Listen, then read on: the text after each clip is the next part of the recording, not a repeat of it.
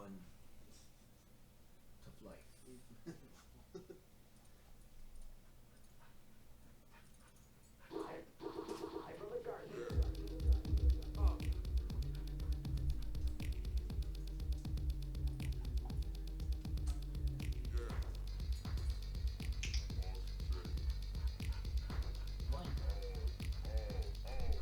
Here it comes. She's like, take me out again, motherfucker. Shots and we aim for the darkness. Make it get hot for a target. Kids cook s'mores at the crotch of a target. Kumbaya, bitch. Buckle up, little trooper. Can't get past me, I'm stuck in the future. Shit ain't all it's cracked up to be. The hovercraft's cool when the air's so putrid. Tell by the stench in the air. Blood's on the ground, opportunity is here. I'm looking into space like is anybody there? And if aliens are here, please tell me how near. Do you come in peace or should everybody fear? I wait to reply with a blunt and a beer. I be the high guy with the belly and the beard. Bro, signal ET, and the aliens here. Making your party. Run the jewels live at the garden. Live from the garden. Live from the garden. Live from the garden. Run the jewels live at the garden. Run the jewels Live from the garden. run the jewels Live from the garden. Live from the making your party. Run the jewels live at the garden. Last two pirates alive are still yarking. My girl got my heart as a bargain. Lick from my lips to the crease of the garden. Harass my religion. Love's why I'm living. Smoke on the face by the feel full partner. Life is shit NATO. Smoke my umbrella. Boys bad turning the slacks to all yellow. Prick. It's a daily lick. The slip throats with a grin to reek and pure shit. Top about backflip. Eat from the river. The panther hard talk to talk by smart chicks. Sip pure venom and skip away grinning. I put that on mom. She ain't raised her hit. Little fuck not sit.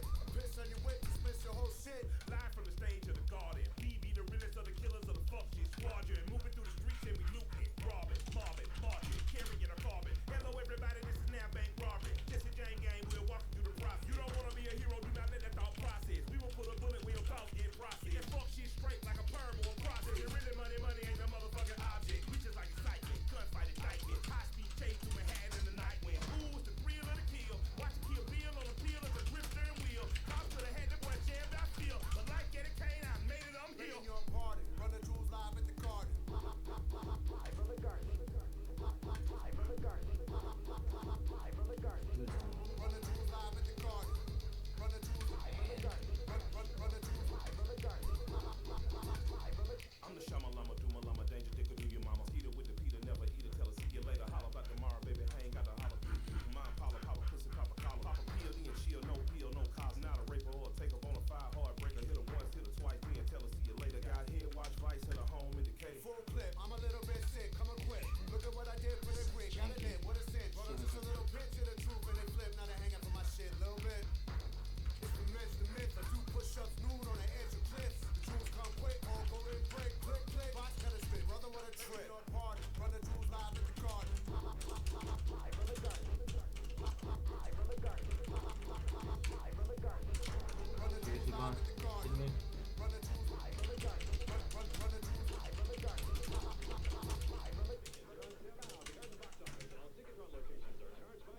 Fucking work.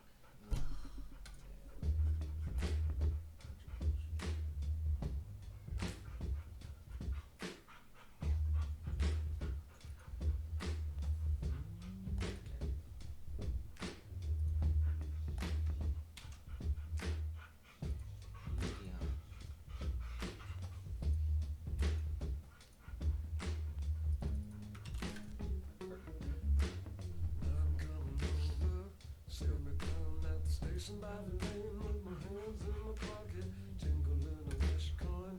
Let a stove on fire and I was down on the cares in the bubble. When I get older, climbing up on the back porch fence just to see the dogs running with the ring and the question. And the silver wind voices singing through the crack. Na, na, na, na, na. I better go it alone. Na, na, na, na, na. I better go it alone. Na, na, na, na, na. On the corner, sitting stepping on a makeshift phone with dust down. Na, na, na, na. Black shadow, pulled a hammer from a coal mine down where your daddy was working. Combed my hair back, struck a match on the bathroom wall where my number is written. Driving on the sidewalk,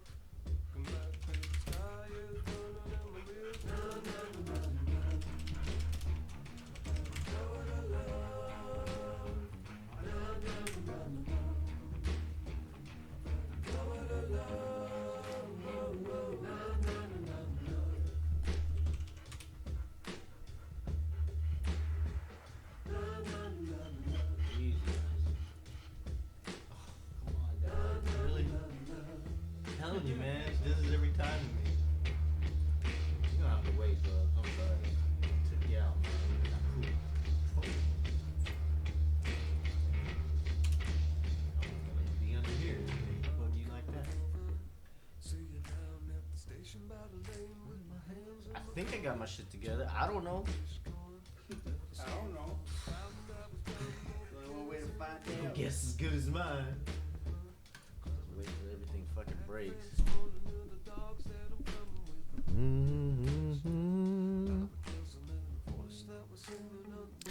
My mic was on. I don't know what the fuck's going on. Hey, what's up, Neon? We're in a fucking Friday lecture scramble again all morning, trying to get my shit together. I should probably hold on a second. I'm gonna get the fucking hat.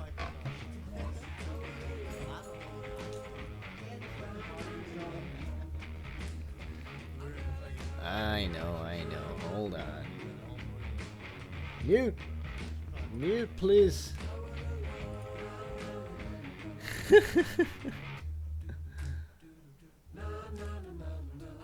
Okay, that's muted. That's muted. Everything is muted.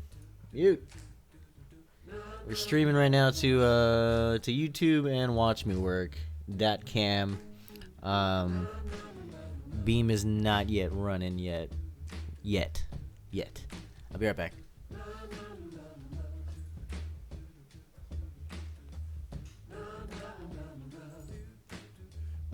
What's up, fam?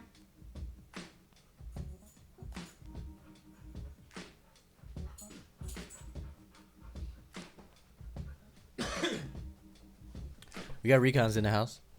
Let me check out my Cold chilling on the couch, yo. Cold ass chillin'. Cold chilling like Big milk. ass chillin'. Big ass chilling. My big ass. Alright, cool. We can see you. There you are. I don't want to cover you. Hey, there you are. You snuck in. You there. How you doing, Neon? What's up, Diab? Alright. Critiques first half. If you got anything to show me, let me know. Let me see what's up with your work, dude. And keep me updated on the print shop, man. Get your ass in the print shop. Dude Neon from Russia, my homie from Russia, says he's got a print shop like just down the street, and I think he sent him like an email or something like that with some work, and they were just like they haven't replied. And but he's like their shit is janky as fuck. Yeah, no, like I told him like go in there, like just talk to him, because sometimes like an email, you know what I mean, isn't as good as you going. It's not as responsive as you showing face. Yeah, go in there and be like, hey, what's up, man? I'm thirsty. I'm hungry. You know what I mean? Trying to eat over here. Oh, like for a job. Yeah, and then I thought you meant for print work. no, and I was then like, fucking nah, what's to wrong? work, and then for work. get in there and like do like a rebrand of like the business card, nasty hot sex partner. I told you, you're never gonna live that fucking that down. I don't care. I don't give a fuck.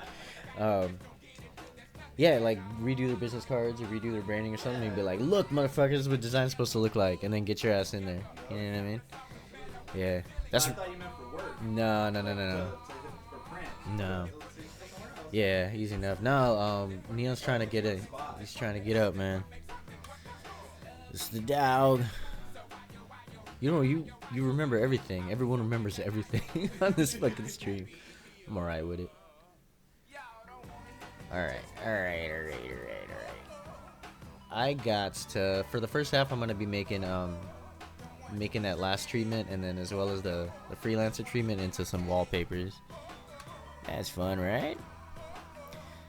Guess we'll see some other shit. This is the notification banners. Neon, that's why I posted that brush tool, or the brush tutorial. Illustrator brush pattern tutorial to make ropes. You could do that with any number of things. I think we did like wreaths in a previous stream. But see, like all of these are just little dingleberries that are made into brushes or into ropes. That's a fucking rope. Here's your fucking rope, Charlie Bronson. Boondock Saints. That's such a good scene, man. Such a good scene when they like, yeah, they were fucking like, That brotherly love, man, like beating each other up in the fucking in the air duct. Lord.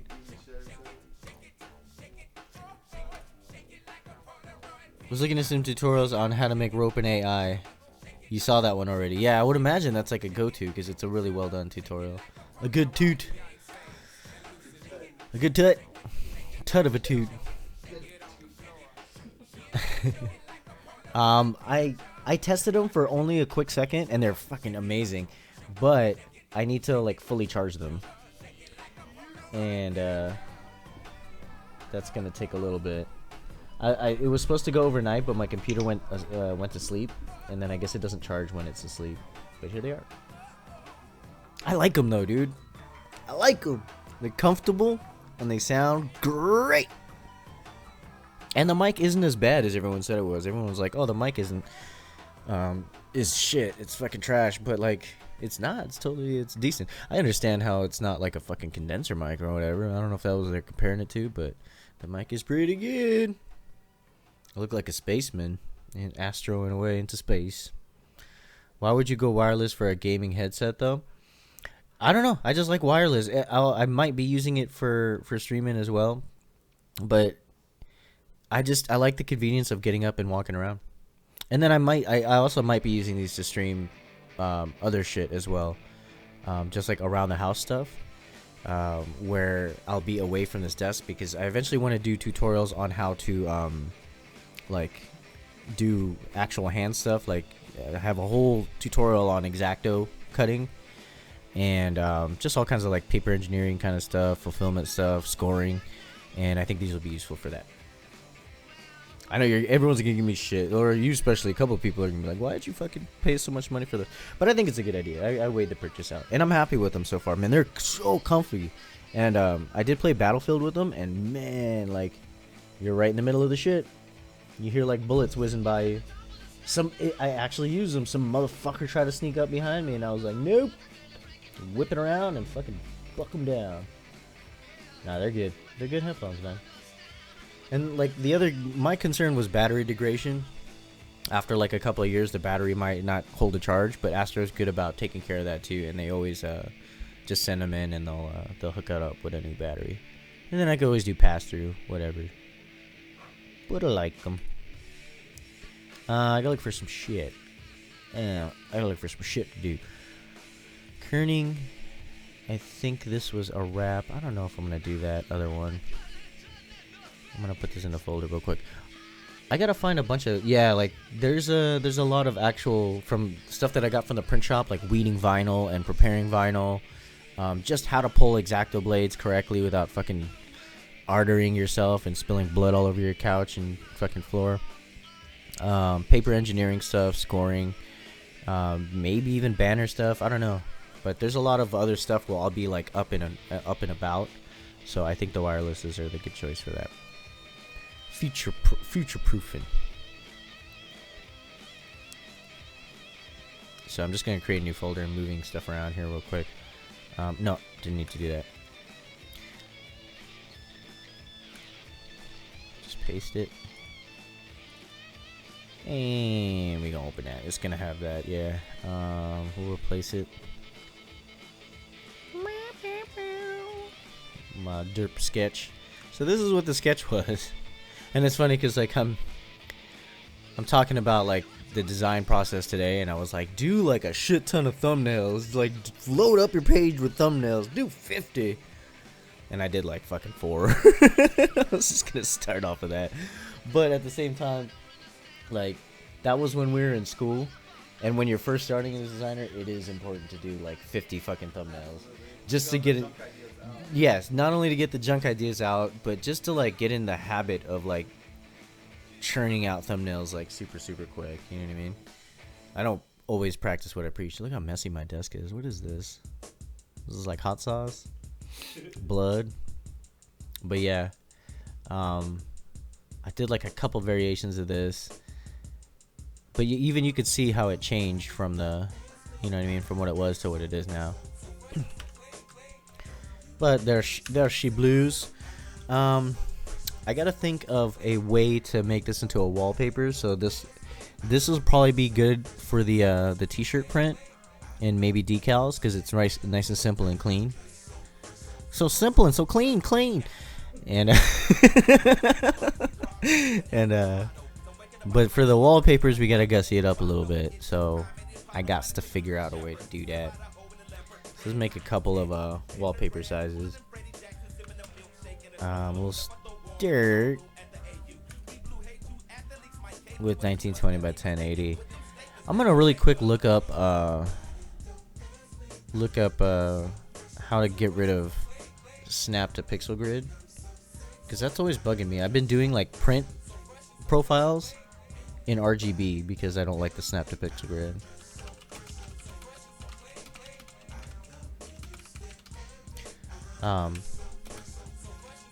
Some news.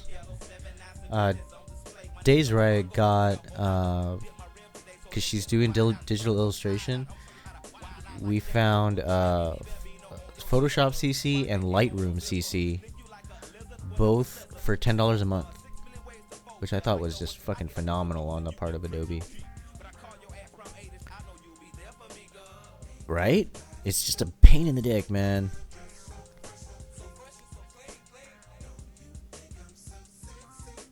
Okay, so let's try to find that real quick. Cause it used to be, and then they changed it around with updates. It used to be in Transform. I know, right? That's a steal of the century right there. It used to be in Transform. I remember working with Batsky on trying to figure this shit out. But and that's when I found out that it was gone. No longer. Align objects to pixel grid in the flyout menu, but watch, it's not there. It was the updates that did it. There was an update for Adobe, and it's now hidden. You bastards. Yeah, so that's not the answer. We need updated shit. See, this is where I remember it being. Aligned to pixel grid, and then they moved it into the flyout menu, and then they moved it to fucking nowhere, into the void. Where is it? But why? Why am I restricted to align to pixel grid? I'm outside of the grid. I don't know. That's probably why I'm still working in the old workaround by just doing print and then transferring it to RGB. Alright, last one. Give me the answer. Nah, that's old shit. Alright, we don't have the answer. So we'll just make a new project and then we'll go we'll go for print. So that's the way I've been doing it. It's a pain in the ass though. 1920, 1080. CMYK to RGB. Yeah. I know. Okay. So let's try to make a wallpaper. The money store needs more shit. And this, well, actually, let's work in order, because I need to put the freelancer treatment on this as well as a wallpaper, so you guys can get more for your monies. Under freelancer. And let's go back to here. Yup. Cool.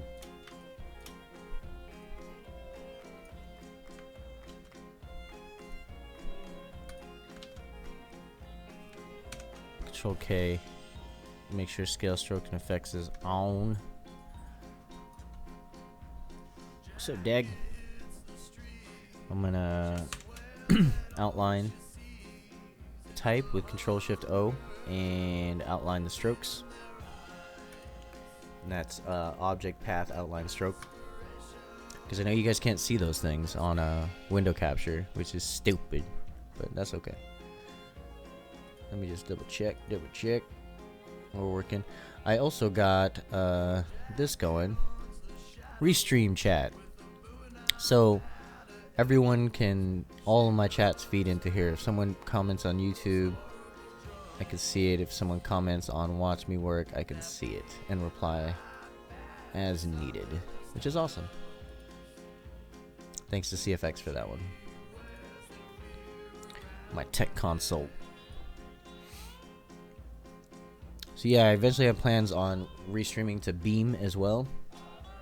And I like it. It's a nice clean interface. It always stays on top of everything. It's cool. Try to do that on a Mac. No, I'm not gonna start. I haven't even like talked shit on Macs for a very, very long time. I just let it go. I don't care anymore. Just whatever it is, what it is. Hut up. Oh, Joe Dad's got an art show today. Yeah, at the Snailery. Cool name. Snailery? Yeah. Oh, it's tomorrow. Hell yeah. Yeah, we might go tomorrow. See the dog Joe Dad. I think I have some of Joe Dad's wonderful work here somewhere. It's gonna be hard to see it though. And this isn't the one with the naked girl on it, damn it. He gave me two versions, one with a regular one for Bean and one with the naked girl, like card that you get at like Las Vegas. For myself, because he knows me, know what I like. Whoop. Let's see if I can get the focus. Coffee fetish. Some coffee S&M for that ass. By the lovely Joe Dead. Yeah, he will be in it's in the Inland Inland Empire, the Snailery. I don't know where that's at though, but we might holler at your boy.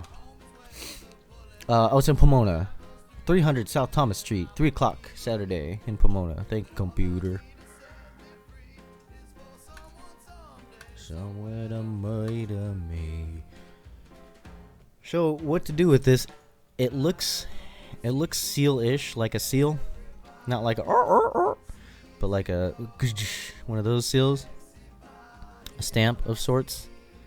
So maybe we'll throw a texture background and then weather it and try to make it like integrate into the texture background.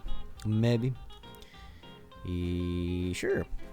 Do I want to do this all vector though? That's the thing. I should probably be doing it in Photoshop, but I think it's good to do the vector weathering treatment so you guys can figure out how to do that, how that's done. Let me save this first in the appropriate location.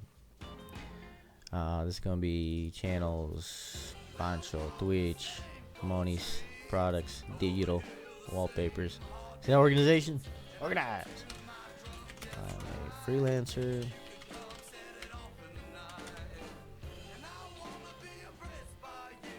Freelancer. 1920 by 1080. Creative Crafters, awesome. Thank you for the retweet. I don't know if they can hear that or they're watching, but you guys are awesome for retweeting. Stiff. 1920 by 1080.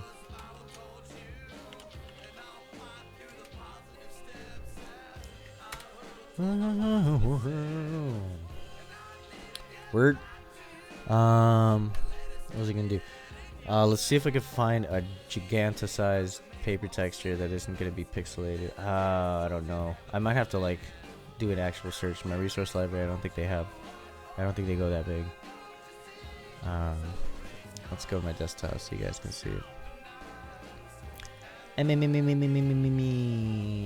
Is it textures? Bitmap, Viper. We got it.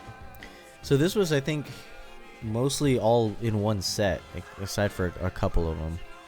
So they should probably all be in like the same resolution.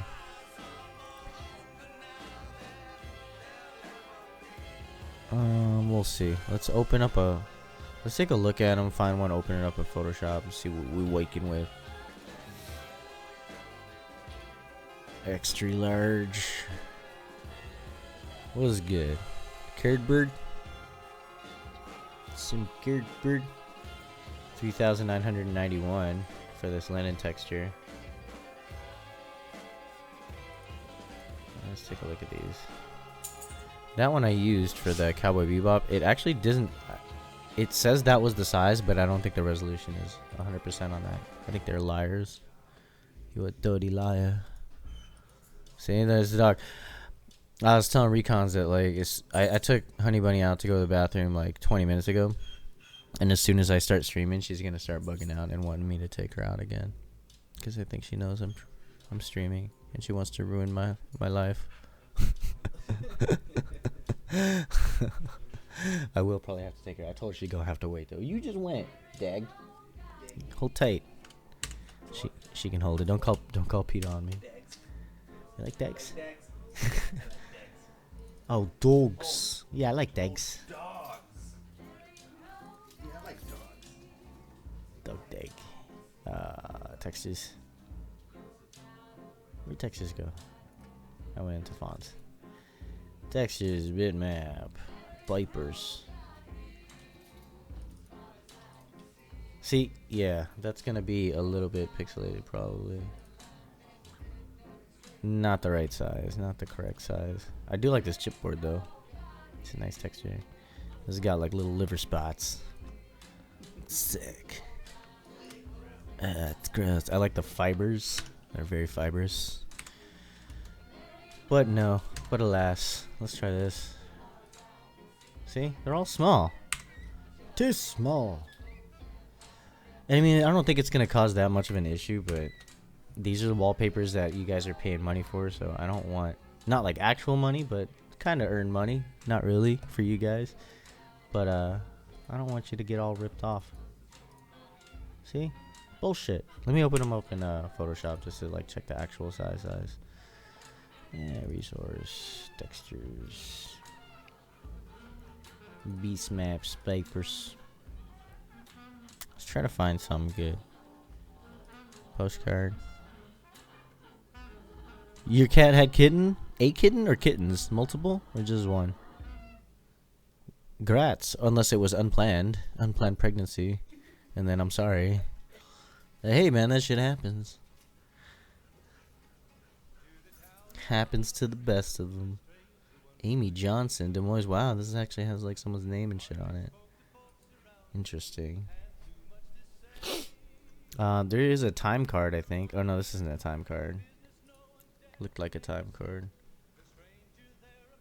Oh wow, okay. Well, that's kind of cool. At least just one cat. What color cat? What kind of color cat is the mama, and then what kind of color cat is the kitten? I didn't know cats just had like one baby. Did they do that? They have litters. But I guess, I mean, you know, the animal kingdom is full of mystery. So you never know what the fuck goes on over there. Who the fuck knows, man? I don't claim to know everything.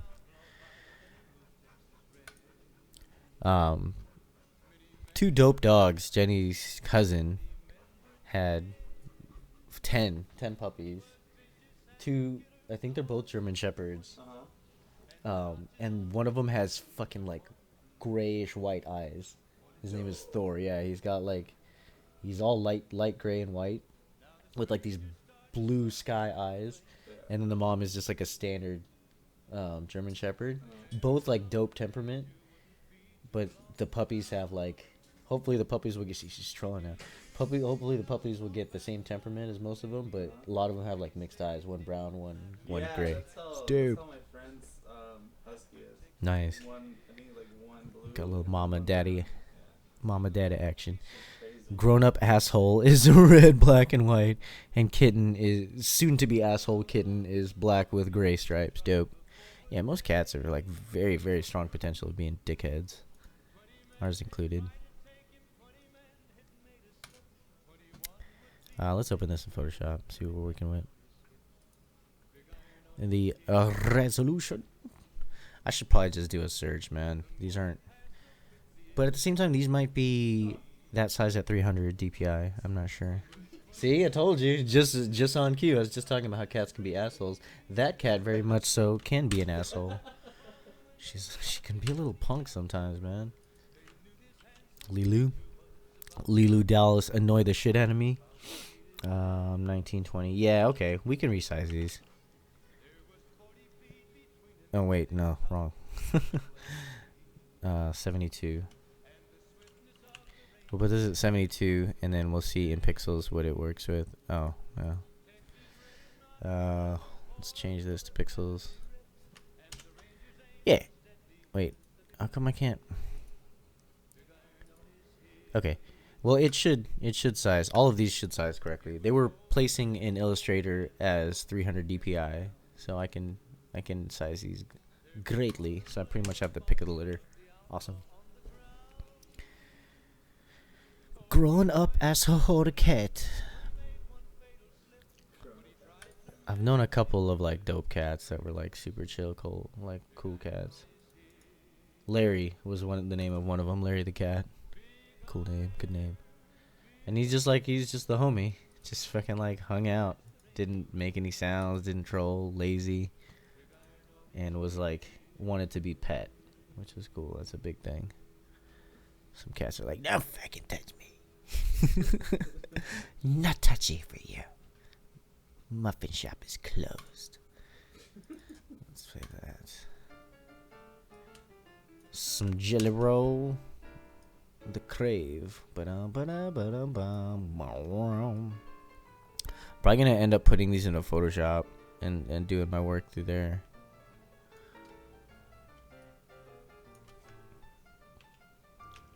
Lines, mayhap.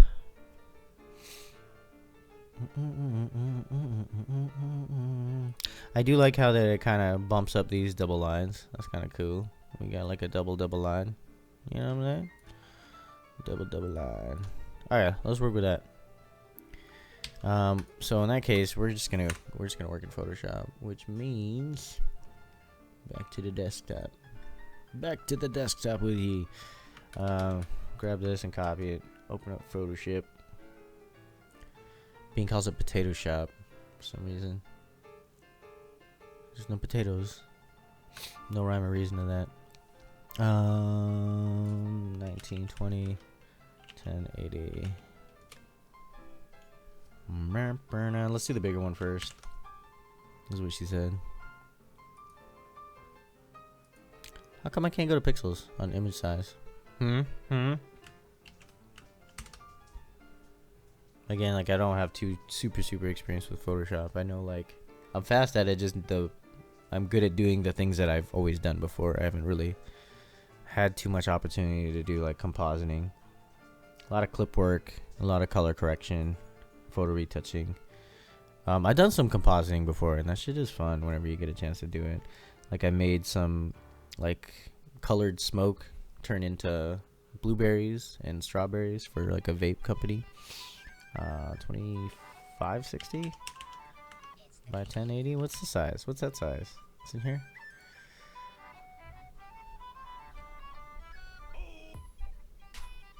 We got the old meme songs back on the fucking channel. Now that I switched over to YouTube for my playlist, I got all my old good shit. Yeah, 2560 by 1440. It's the dream. Yeah, I know. Go away. Alright, cool. Did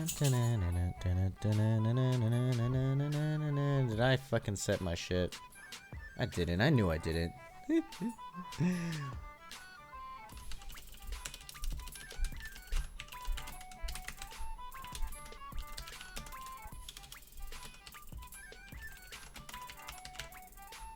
Hey, there we go. Neon's like, I don't want to hear this shit. I'm gonna request a song. That's what they songs request is for.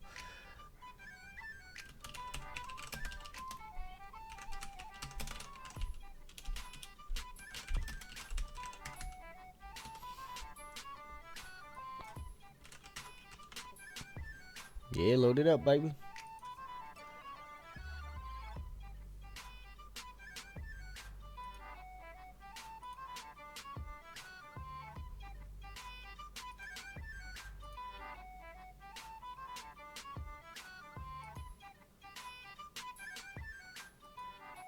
Okay.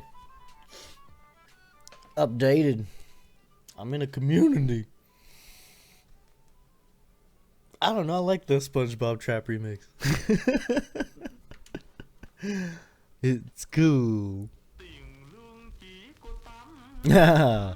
Dude, this cat's gonna throw on some good shit, man. Neon's got good fucking taste, man. This is the one I wanted to do that verse to. I think it was this. It's got this really long acapella section. Yeah. That's just fucking crazy. But it's short. Like I would have to start it like right off the bat. That's a good beat. It's a good beat. Bram bram.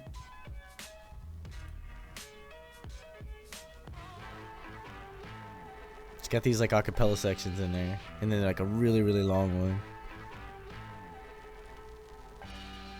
But it definitely has that old like 70s kung fu film shit going on.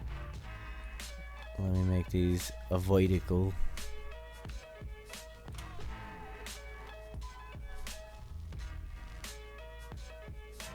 But I remember you recons were telling me about how I should like try to find beats that weren't like popular, Yeah. which is a good idea, of course. Because everybody and their mom has a fucking Yeah. rework, you know what I mean? And then there's got to be like this really weird like this like really weird specific beat that's just like perfect to the song. You know what I mean? I wrote that verse to Blockbuster Night just because it was like it was good to write to. Yeah, You know what I mean? to write to. It just helped me write. But I'm so willing to like try to find the beat for it. And get some RZA or some shit going on. Like RZA knows his fucking ching chong music. That's not racist. Shut up.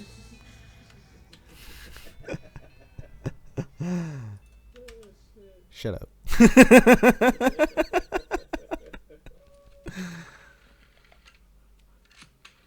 So we're gonna lose, I think, a lot of our color. Wait, no, because this is in RGB. That's why that was like that, I believe.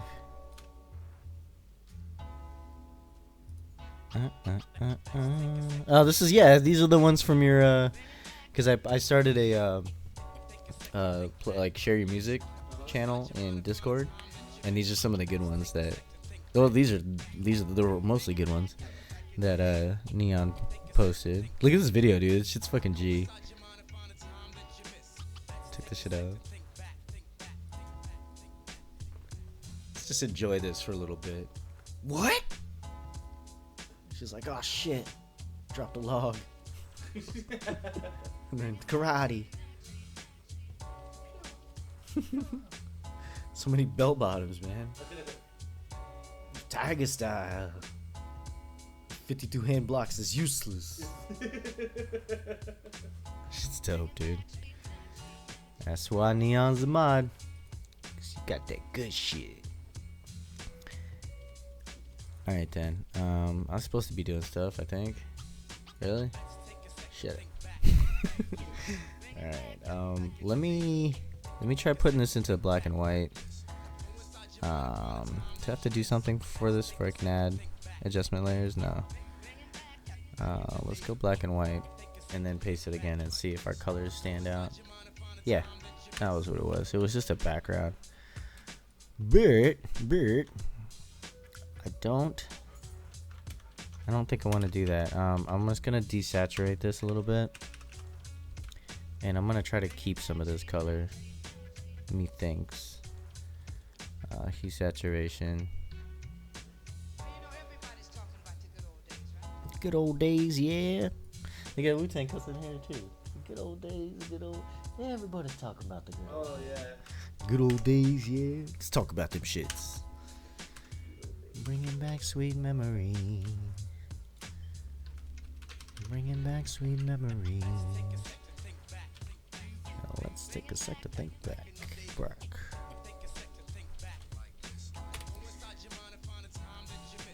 Let's I'm gonna mess with some blending modes.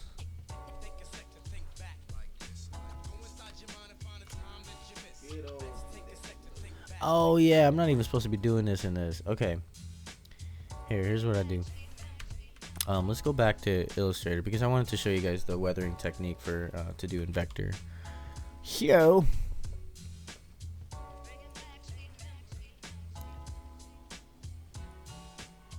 I'm just gonna do like this for now, just really quickie. Nah, that means I can go back to my lovely overlay. We'll make a rectangle. I want to copy that because I'll be using that later. That's the wrong size. This whole thing is the wrong size. 2560 by 1440. Do that first.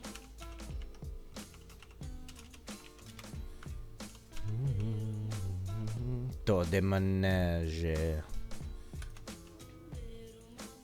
Let's just do this one by hand. 2560, 1440. Whoops. I should have took a shower today. I could feel it. I could feel like the fucking scum on my face and shit. It's disgusting. I'm a disgusting human being. I make myself sick.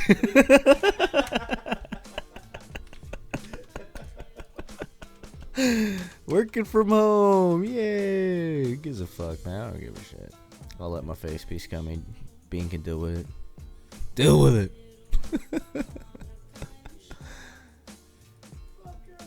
Dick's still big though. It's all good. You know. Gonna be alright.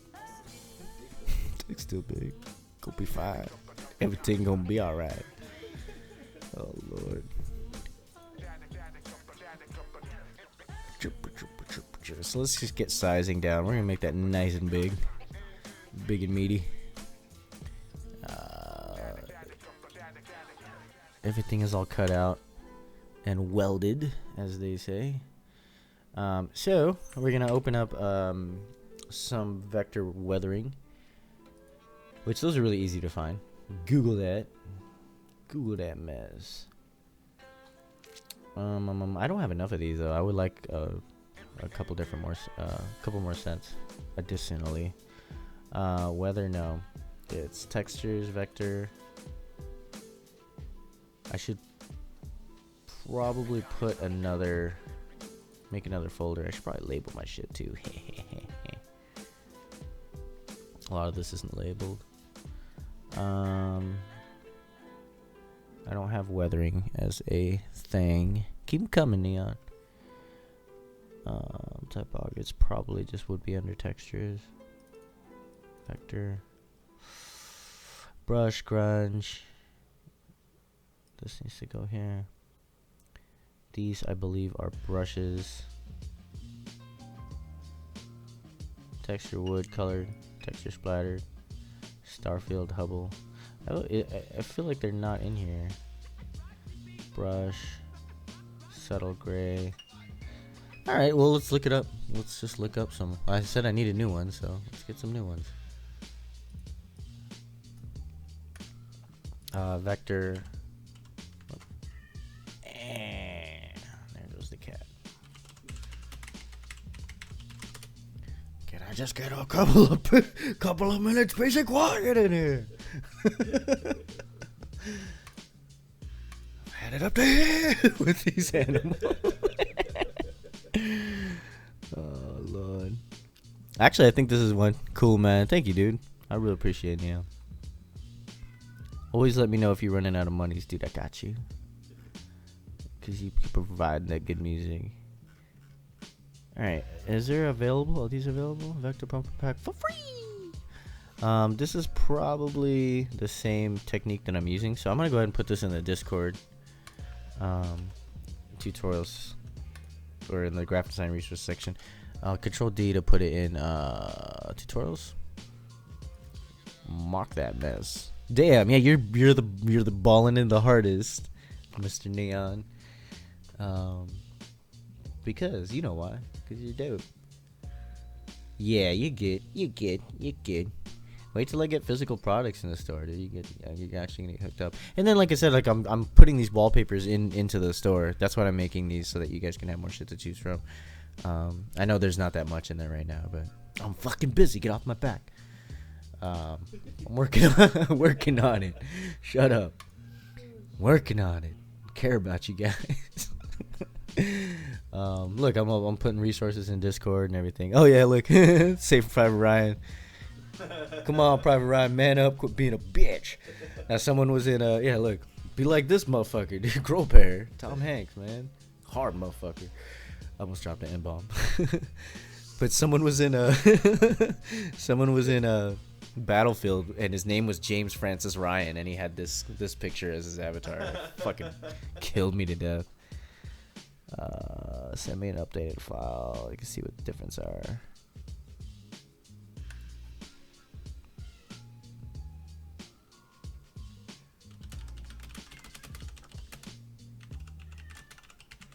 She won't get. Just wants attention. Let me go in here and go to design resources. Vector. But who wants to go learn from this stupid website when you could learn from my interest in ass? No, I'm just kidding. Learn however you gotta learn. Yo. And there's free texture packs in there too.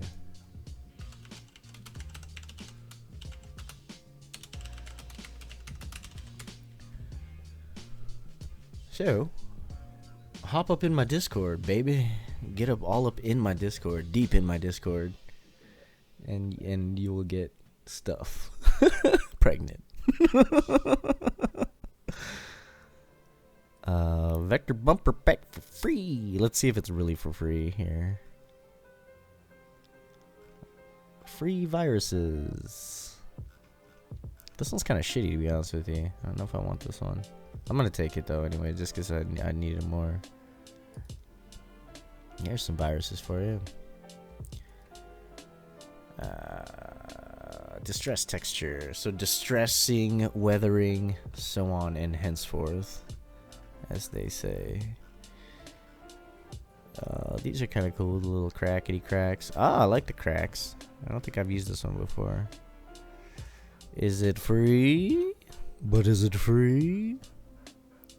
Distress textures. Here, click here for the resource folder and viruses, and give your credit card information. I thought you were done, but at the same time, keep them coming. Neon, keep them on coming. We got EPSs, which is good. I'll takes that. The dog's freaking out. It's doing the little backwards worm. I know what she's doing. She just like gets on her back and just like rah, rah, rah. Could explode at any moment now. Let's do a new folder. Control Shift N and calls it weathering. Paste it in there. Whoa, why did it take long? That's weird. My computer rarely takes long to do anything. It's all those viruses. Oh fuck, it better not be viruses, you motherfuckers. Retro V, fucking piece of shit. Don't give me viruses. Vector bumper pack. What's bumper pack? Why bumpers? Resource library. Textures. Vector. Weathering. What's up, Bubs? Just got the heebie-jeebies.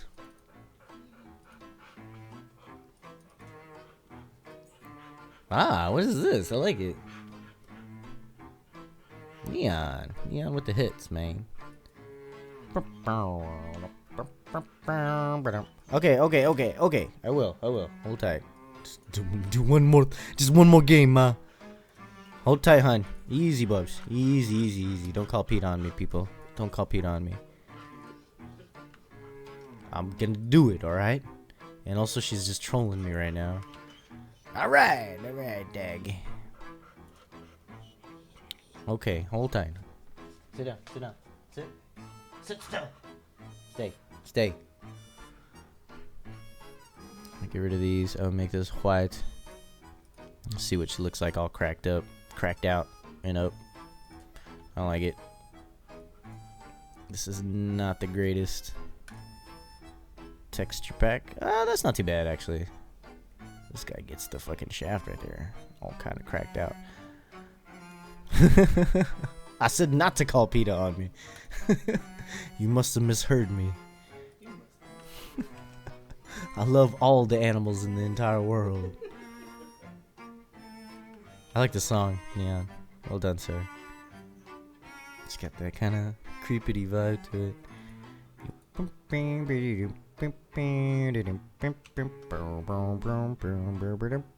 It's like Inspector Gadget almost.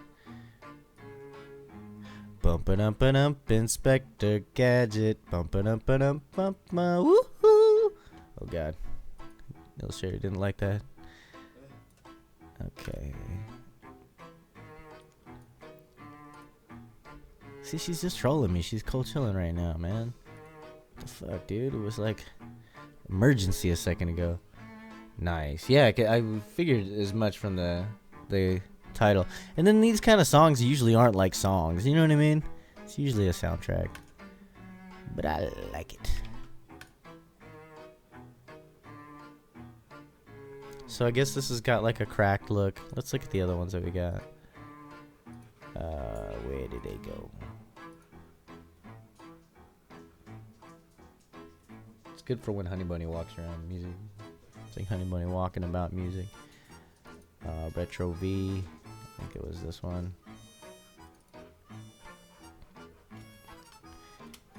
I like the accordion.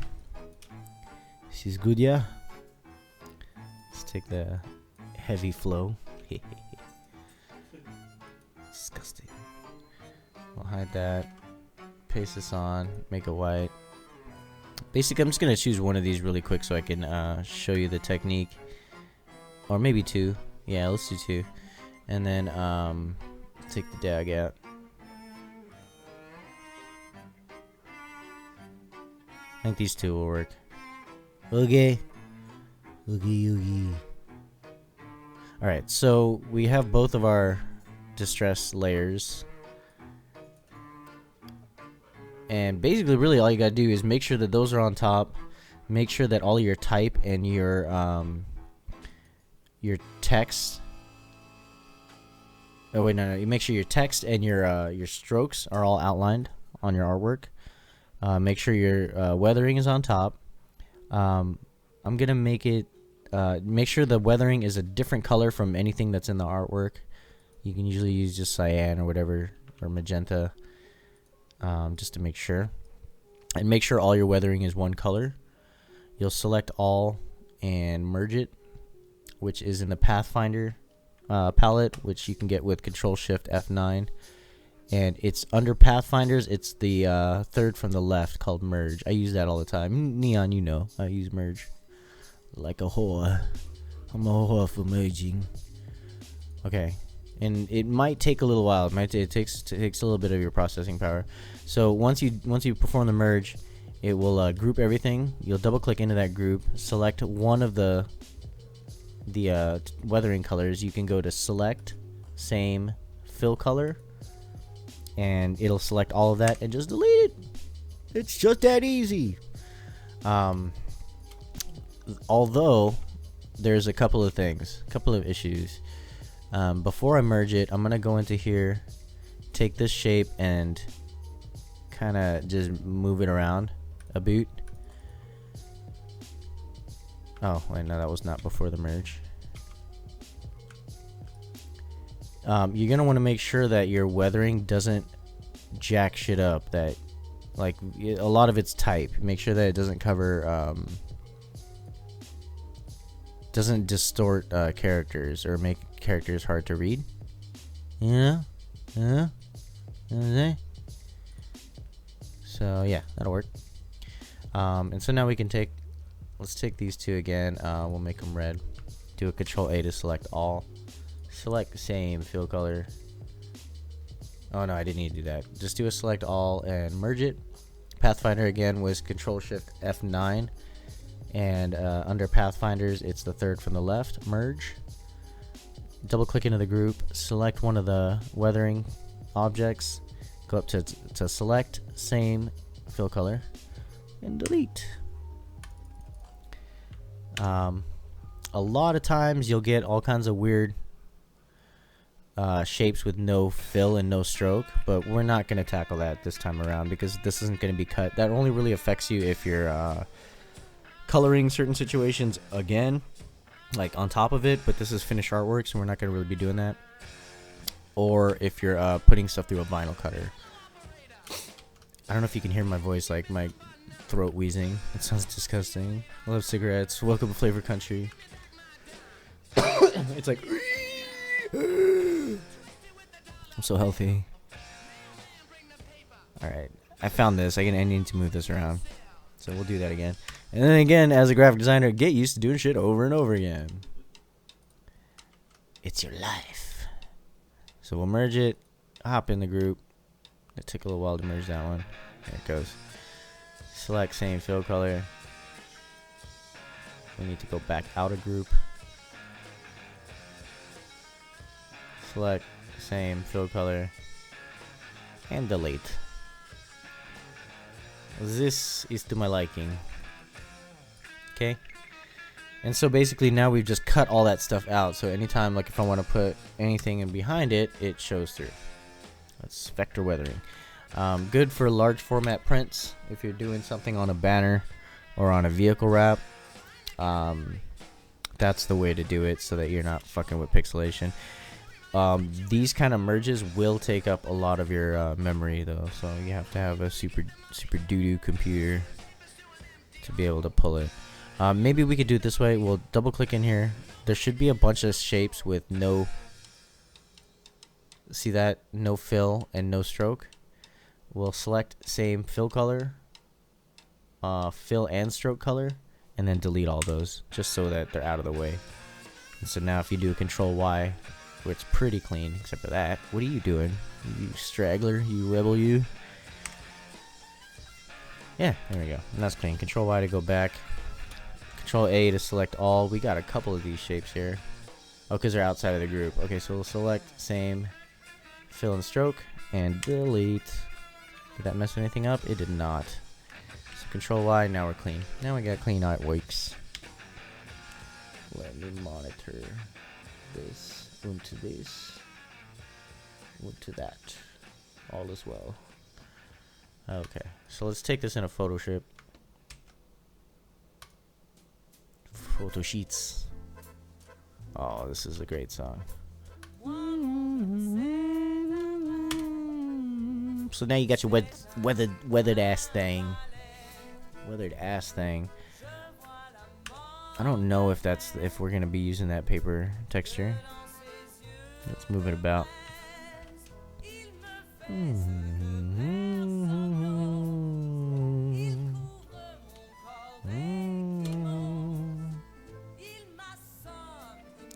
And maybe we could just fade it out. No, I don't like it faded out. Probably take it all the way down to gray. Dag! Don't die! Honey Bunny is seriously like one foot on the grave, the other foot on a banana peel. I'm sorry, I made myself sad to say that because she's old, but she still got it. She still got it. I think she just farted though. I think it's time to take the dog out. Woo, dog! Oh lord, her ass is like literally right, almost right under, directly under my nose. Fuck, man. All right, she's like, dude, I gotta go. Oh man, but at the same time, like I remember talking to Bean about this. We had an extra shape here. It's like everyone likes their own brand, or like no one thinks their own kid is ugly. And so that same theory works for dogs too. Like just because it's my dog, because it's Honey Bunny, like I don't mind. I'm like, that's some serious fartness going on. It's like it doesn't trip me out, you know. Same as like I'll fart under the covers and then put my head under there and just like marinate in it. Tell me you don't do that shit. All right, whatever, man. I don't care. Judge me if you want. I'll put you in the Dutch oven. I like Dutch oven, but I like ghosting more. I like the term ghosting. Is when you trap someone under the sheet, or you fart under the sheets and then you trap them under there, and you call it ghosting because they like try to get out and it looks like, ooh, scary ghost. He's for fun. Now this seems like it doesn't have enough pizzazz. Looks like it needs more pizzazz. It's probably the lines in the back that are making it not that great. So let's go back to close a couple of these things out. Let's go to projects. No, resource library. Dijksters. B-Mace. Vipers. And let's try something else.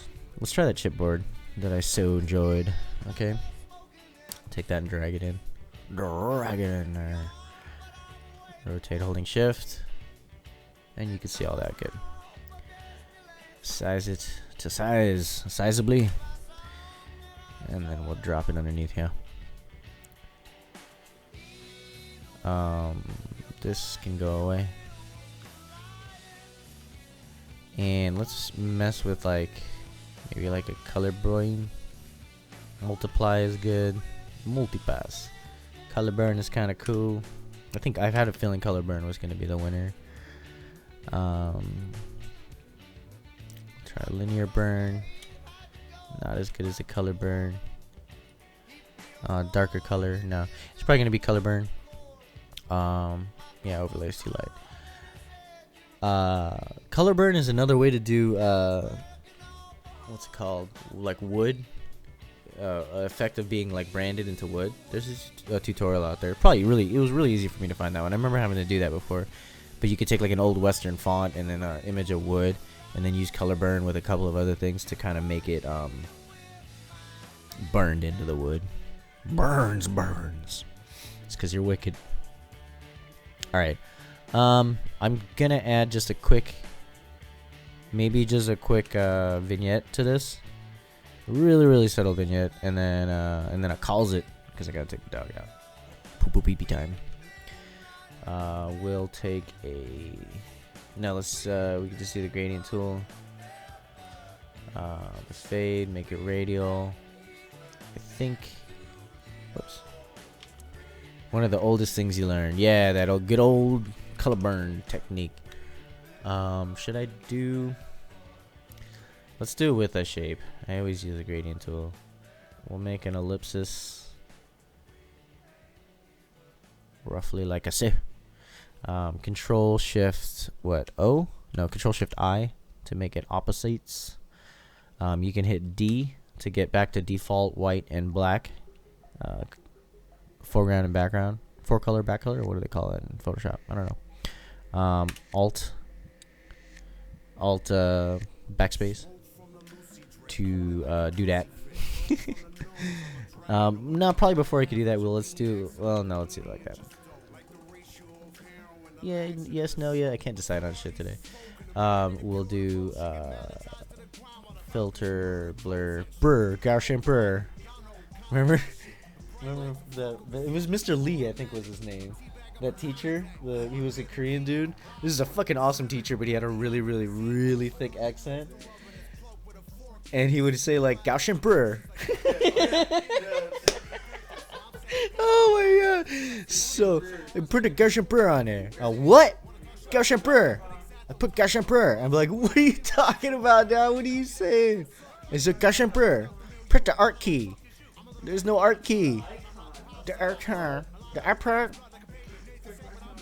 Gaussian blur. That's so fucked up, man. Because he really. It was really hard to follow along with him. But man, dude, like at the same time, like I think it was Mr. Lee was his name. At the same time, though, that was one of the dopest teachers at Westwood College. Because he was like a fucking work animal, man. Discipline. He was one of the first things he told was American students lack discipline. Very true. And then he went about like just showing us how to work fast and like knowing very few teachers like touched on how fast you have to work as a graphic designer. But he was one of them.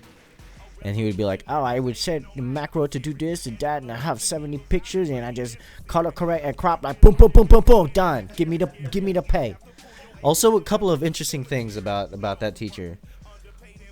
A couple of things that he said that blurted out of nowhere. One was, if you drink bourbon, you could still have erection later in the evening. Whiskey not the same. True story.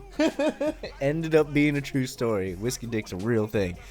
Number 2, he said, when company pay for you to go out to a different city, they pay for everything. They pay for taxi, bus, hotel, food. Only thing they don't pay for is prostitute. I'm like, damn, you raw, homie. You a raw motherfucker. Yeah, that teacher was dope, man. Solid ass teacher. What did he? We were in Photoshop with him, I think. Yeah. Advanced Photoshop. Advanced Photoshop, and he taught us how to make tickets to web. Yeah, absolutely. That was dope, man. So that was his main dominant. Yeah, he fucking whooped ass with web design. Okay, so there's a vignette, and then we're just gonna blend it in. Yeah, dude, that teacher, man. I swear, man, teachers are awesome. That's what it's like. It's cool to like be able to be somewhat in an educating kind of area. I guess. I don't know if you guys ever learned anything. Nobody learned shit from me.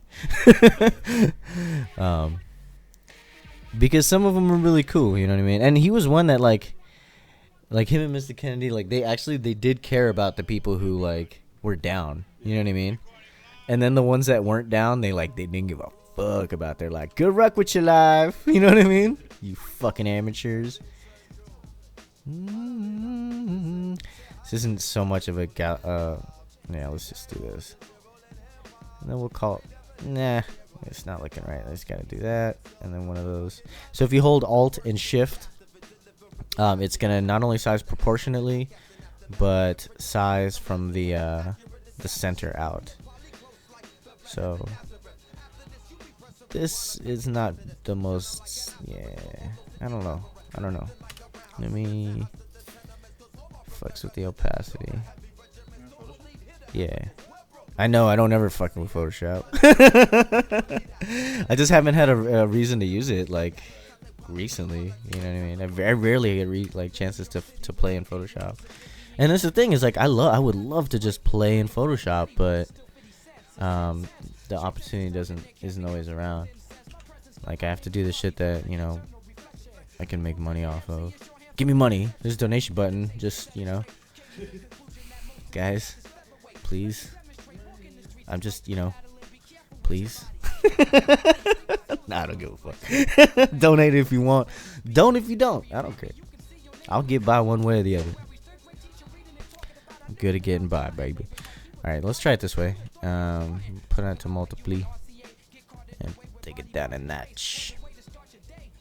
Just subtle.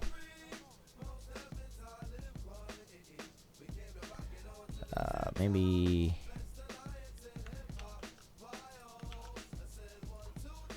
increase it into the actual project itself. We'll hit Control J to duplicate.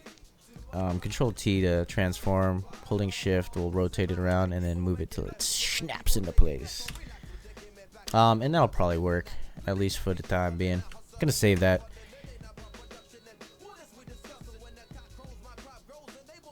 Projects, channels, Pancho, Twitch, monies, products. Okay, dog. She's like, the itch is coming back. I'm on it. I'm a freelancer. That. Let's go wallpaper. 1920 by 1080. Okay. And I'm just gonna pull this up in Illustrator so that you could take a look at it while I take Honey Bunny out. And then you could judge it. Like, give me your backseat design. What am I doing? Channels, Banjo, Twitch, channel art, no, monies, products, digital, wallpapers. Excuse me. I'm a freelancer. Debt, convert. There you go. Feast your eyes on that, feasty. Beep, beep. Okay.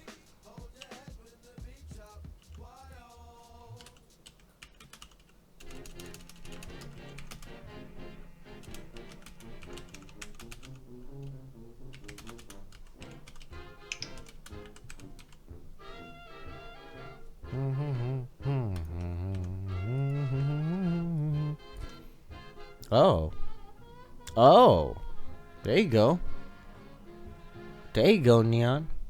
Okay, cool, man. Hey, like even the little preview from my chat, it looks really good, dude. I'm gonna take a look at that first thing as soon as I get back from this here dog duty. Get it, dog duty? See, double entendre. Shut up. Okay, I'll be right back. Alright, Dad. Alright, you dig.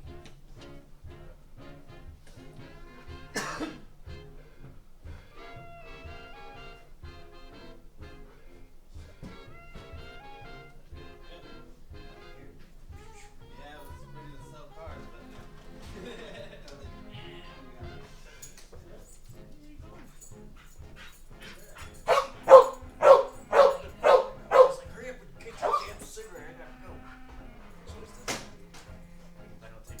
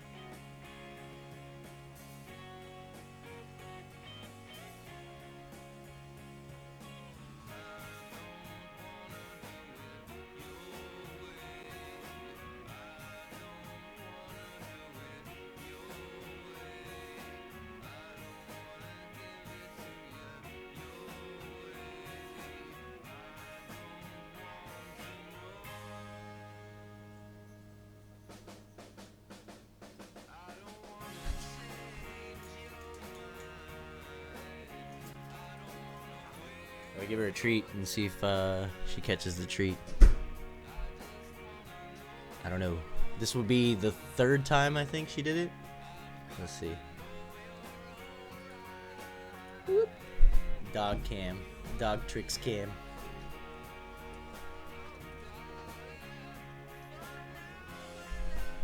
Come on. You must perform.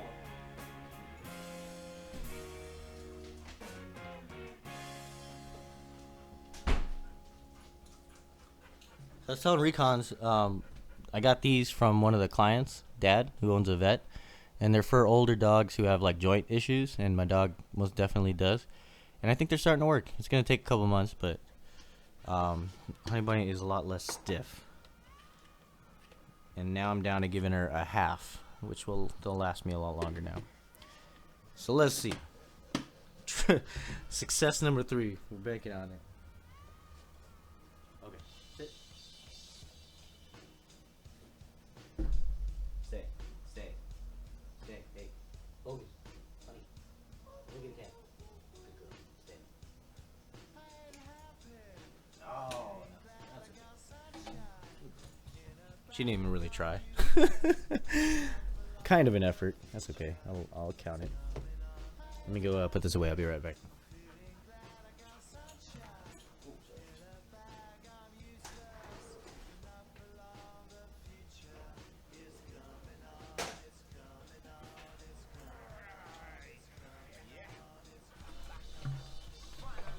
Neon, see what you got, man. Yeah, buddy. All right.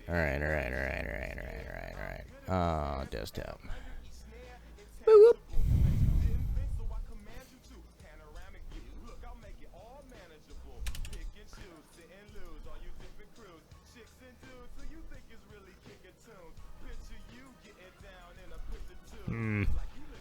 Oh, this chat's weird. It's not. I don't know if I have to do something. I haven't like learned that chat quite properly as I should have yet. Anyways.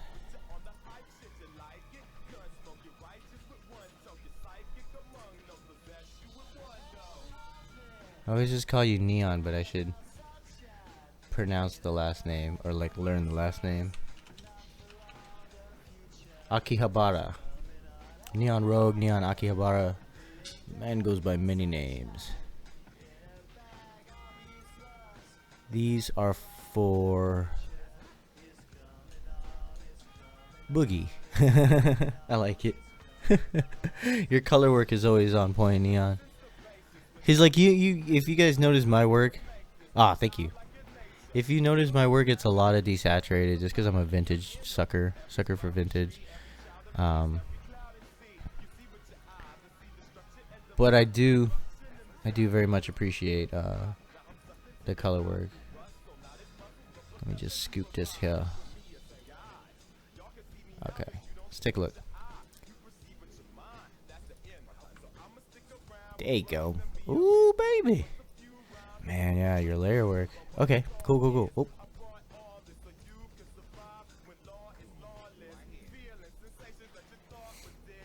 Nice. Wow, look at the color on this. And so these are the notifications. Dude, Neon, where's your channel at, man? We need to get you going, dude. I want to see these like on your channel. You know what I mean? I want to see your full 80s VHS-y looking scheme on your channel. All right. YouTube Boogie Online. Dope. Subscriber. It's still a little bit of work, I think, on the type. I'm not even joking, man. What's the deal? I want to hear your Russian accent. And you're a good designer, man. I believe in you. But these are going to be great for your portfolio, dude. Absolutely. But still, we have that same issue of the type in the middle. So maybe just work on the splatters a little bit. Oh yeah, it's tricky because I mean, you see how they work they work perfectly here, except for the follow. The magenta contrast is a little lacking. Maybe try white, possibly. But I know you want it to stay in those vibrant colors. Greens don't really fit. with the cool color scheme. So perhaps a white or a pink rather than magenta, so that this will read, the follows will read. And then the splatters behind. See, like at a large size, yeah, at a large size, like for like the starting soon, that works. You know what I mean? But when you go down to the notifications, you might just have to go with this a straight type. See, like the "oh is away," all these banners are, it works perfectly. It works fine. The negative work. But for the smaller type, maybe want to go just the type. These are great, dude.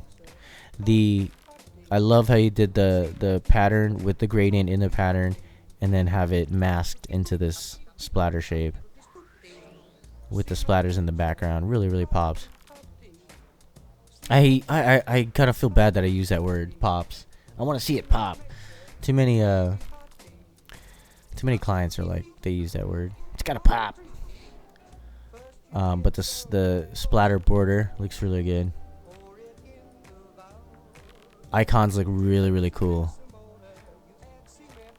The about is a little tough to register at smaller distances, as is the support. The rules is almost there. The exclamation might need to be a little bit bigger. YouTube is beautiful. PC specs is beautiful. So beautiful. And then the social stuff gets a little bit lost, but dude, these are great. And I like this too, Neon. How come I haven't seen this? This is really awesome.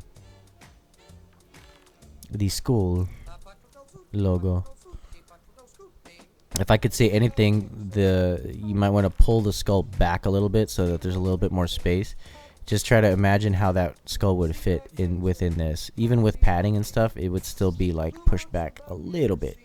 But man, that's excellent work, my friend. It's been a while since you showed me your work, dude. Let's keep some points.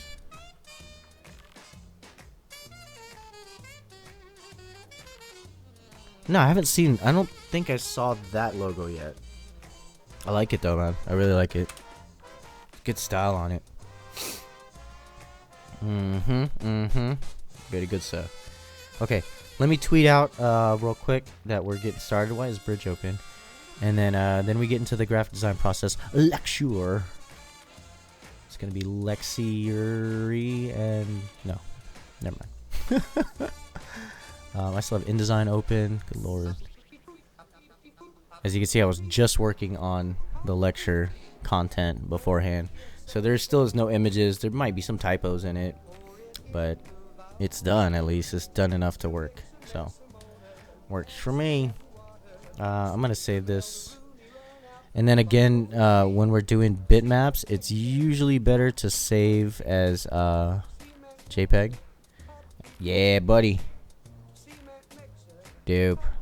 Works really well negative, works really well vertically, and really well horizontally as well. Damn, that's what's up, man. You got me beat, dude. You should have seen the second thing I did in Illustrator. I'll show you the second thing I did in Illustrator. Holy shit. Give me a sec. Give me a sec. Because before school, I think I've only had like very minimal experience with Photoshop, and that's it. I think I just like I put a filter on something, posterized it or some shit. I didn't like know what the fuck was going on, so I started with a complete blank slate of pure Adobe retard. Yeah, you should see what the fuck my first shit looked like. It looked like garbage crap. I lost my place here. See me, Twitch, Monies, products, digital, wallpapers, freelancer. There you go. Yeah, that'll work for now. I'll probably refine that a little bit later, but I need to get started on the lecture. Let's take a look at some old work real quick, because that's fun. Beep. Projects, Westwood. I think term 3 was Illustrator.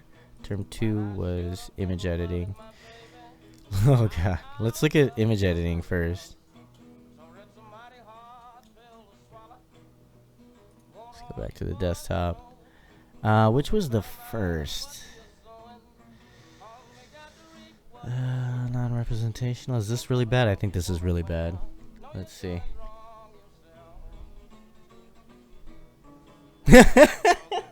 shit. Look at this shit. This is like the first thing I did in Photoshop. That's what's up, baby.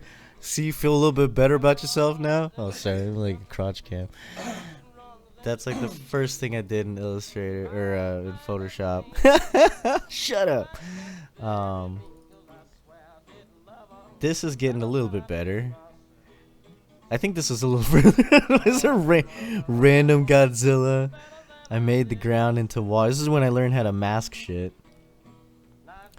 And then I just made a little Japan sun. I think this was like a sunset and moon, and then giant Hello Kitty with the fucking Godzilla with a watch. Like, what the fuck? Oh, let's see. Yeah, big time. This was like a really interesting painting technique, which I went to town on with. It's supposed to like, it's supposed to look like you just like painted over it and it was like broad brush strokes, but I got so detailed that it like ended up looking like the actual like it's not that much of a difference. Like this is what it's supposed to look like, all broad brush strokes, but mine and I went way too far with it. But it was a really cool technique, and that I can't remember. I can no longer remember. This was that same technique. This is the first one. So you can kind of see how it's supposed to look like. It's brush strokey. And then here is the original. There's an animated ad. I'm not going to show you that. It's just like useless. 80s Party. This is like I actually contacted Rick Astley to try to see if I could use one of his images for my projects, and he never replied back to me. This was a coaster for an 80s party. Oops. That was the front, and then when you flip it over on the back, you get Rickrolled.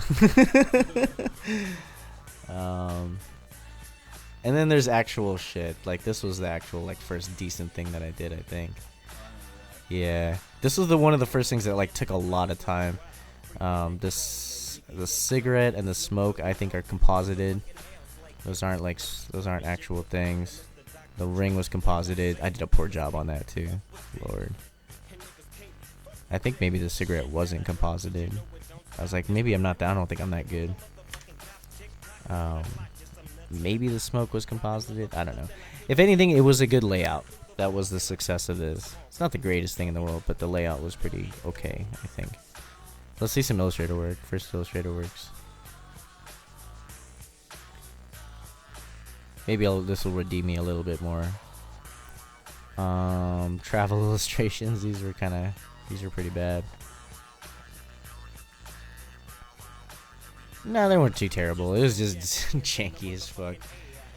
So we got like this is bulls in Spain with the Roman Colosseum and then the Space Needle back there for some fucking reason. Lord.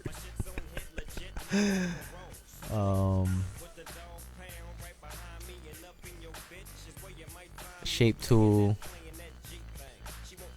I did Captain Crunch with shapes, Cup of Noodles with shapes. This was kind of cool. The Cup of Noodles was kind of cool. And then Johnny Walker with some shapes. The mesh flower was good. What's in review? This one was pretty cool. This one worked out okay. So here's the original, and here's the vector on top. This one took a lot of work. So as you can see, there's a lot of mesh work going on here. Let's zoom in. So there's the flower, kind of realistic-y. That was a really cool thing, the gradient mesh tool, where you can actually make pretty photorealistic looking stuff that's 100% resizable.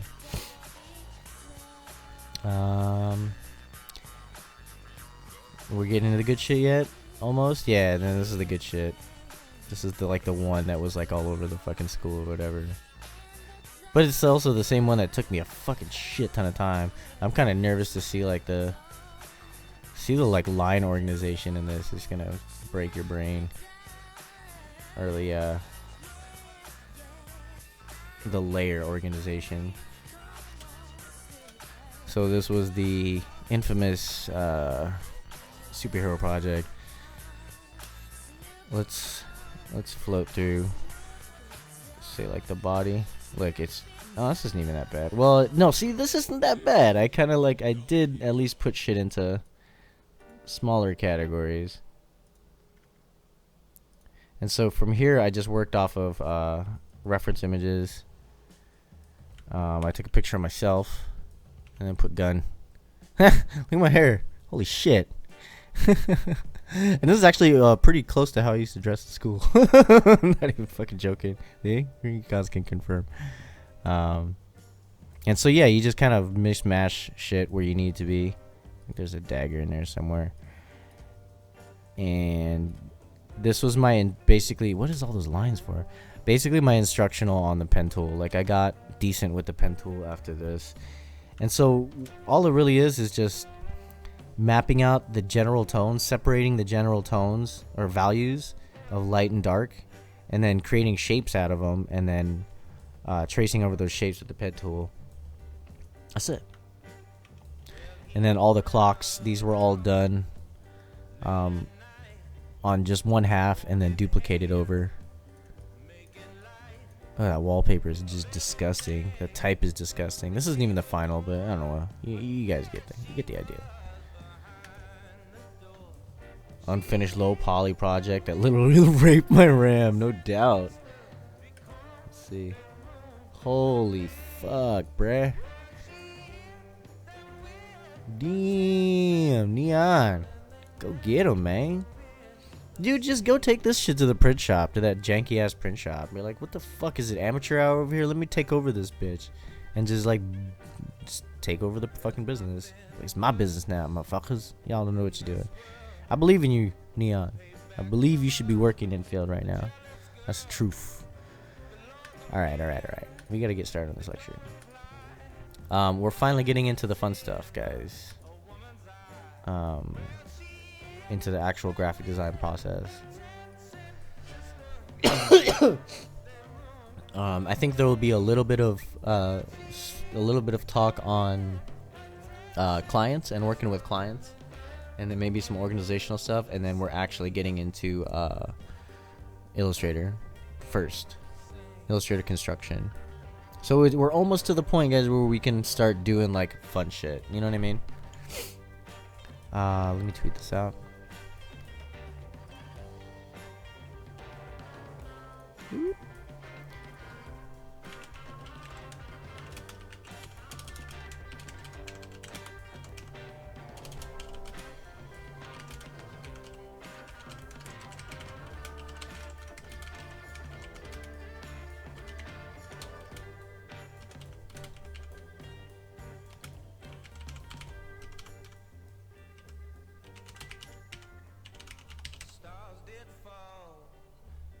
Oh, that one didn't want to link here. Oh, okay, linked up here. What is this? I'm afraid their stuff is, oh, this is their work? Yeah, dude. This is like nothing. Go over there and go make money, man. Go show them what's up. Yeah. No joke, dude. What's up with these faces? Like these little, hold on. What's up with these little fucking ghost faces? That shit's like out of a fucking horror story or something. Weird. Oh, look at the lion family. Yeah, dude. I mean, maybe they're like you know, we don't want to take anyone new, whatever. But if you at least redesign their logo or their business card, I'm pretty sure that's, and then show them all of this other work that you've been doing, that's enough, dude. Like, that's enough for you to get in there and get paid. Oh, they blurred them. Okay, for sure. Why would you show your work if you have to blur their faces out? And pretty much I could see her anyway. Yeah, dude. So it's just like you know, cropping photos and printing photos on little stuffs. Hey, but dude, you got to start somewhere, man. You know what I mean? We all got to start somewhere. And just, I guarantee you there will be good experience to be had, like, from being there. You know what I mean? If anything, just like hook up their branding. You know what I mean? Please hook up their branding.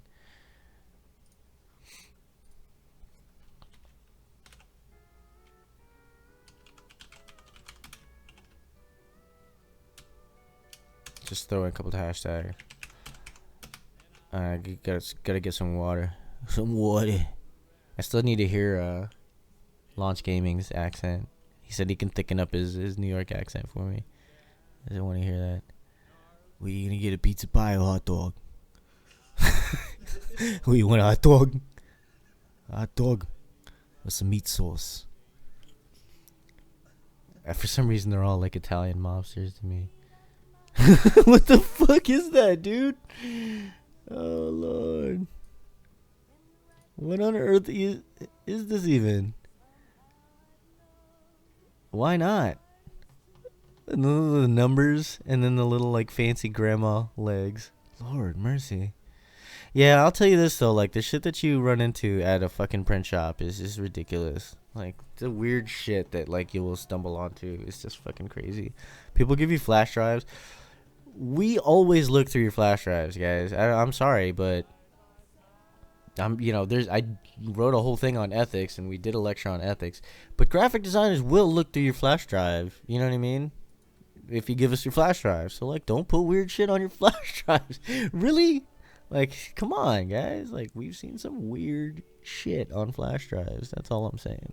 That's all I can say about that.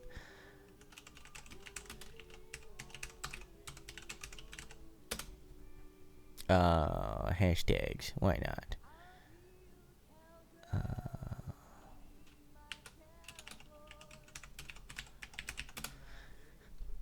All right.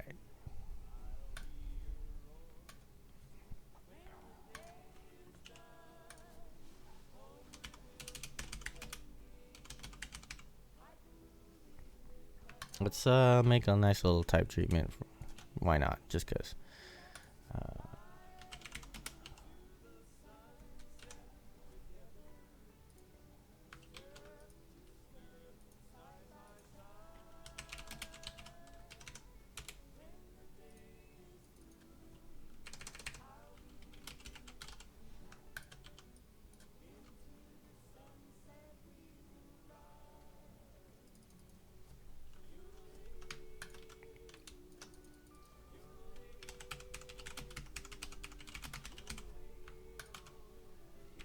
You can do draw in a path, and then under type, there is type on a path tool.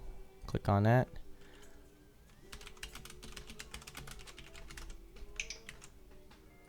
And we'll do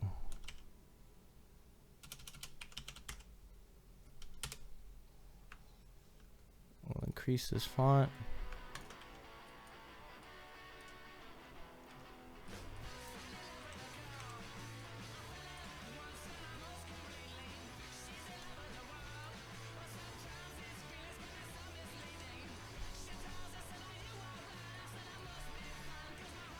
Yay.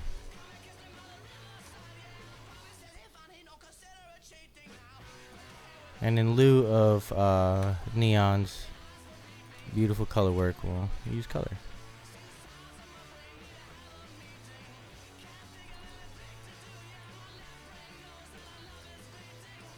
Vibrant AF. Let's go to our color guide and just find a complement. It's a red. Let's do the split complement.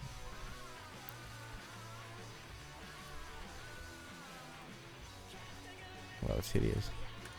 There you go.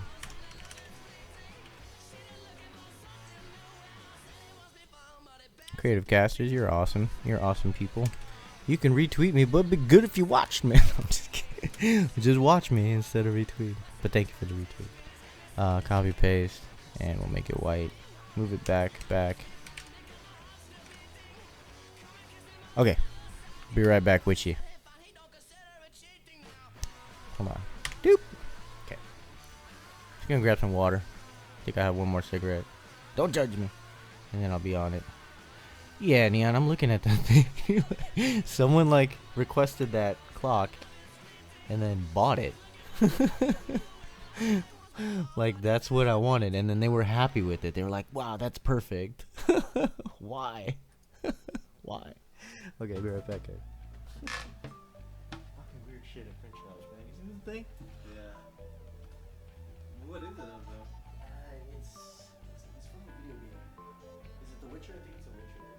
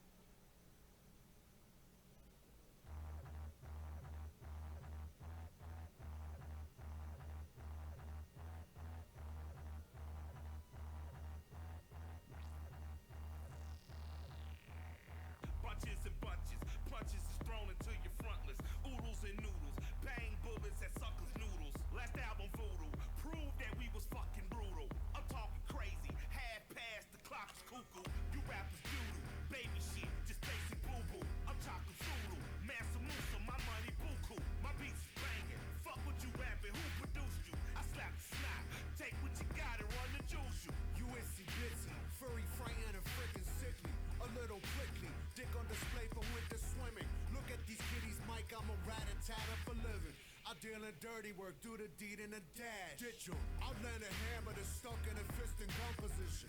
We run a brand where destruction's the #1 commitment. It's all a joke between mom contractions and coffin fittings. So we disappear in the smoke like we're fucking magicians. No hocus pocus, you simple suckers been served the notice. Top of the morning, my fist to your face is fucking Folgers. We might be giants, standing on little dandy shoulders. You punks is pussy, proverbial pansy panty holders. I Jake the Snake 'em, DDT 'em in mausoleums. Macabre massacres, killing cunts in my coliseum. They all actors, giving topic back of a BM. I fall back if your casting calls are ending in semen. Come on.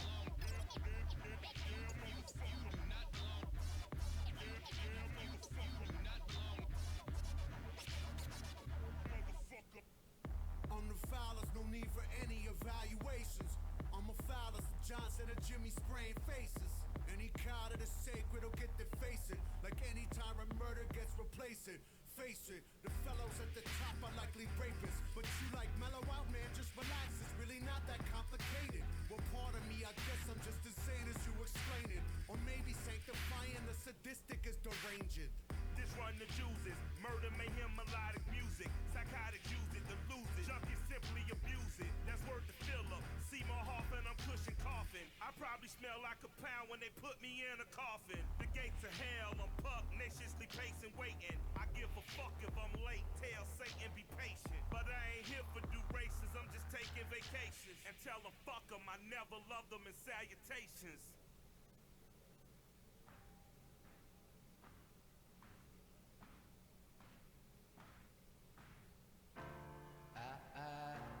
When I was young, I should have known better, and I can't feel no remorse when you don't feel nothing bad.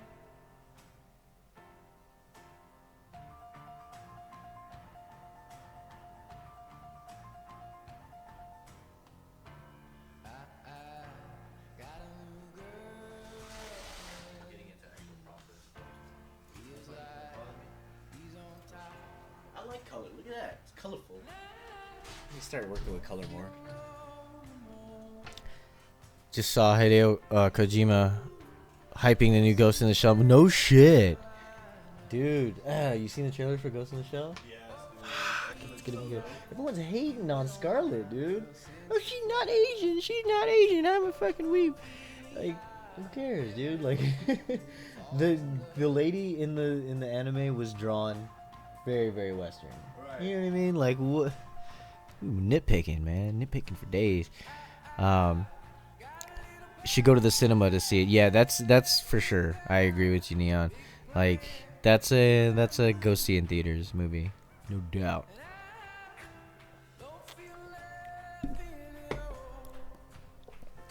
Okay. Why does Bridge keep opening? I think there's a hotkey for that. Go away. I need to start using Bridge as well. Damn it. Because it gives image previews. Ophelia. Gotta kill the music.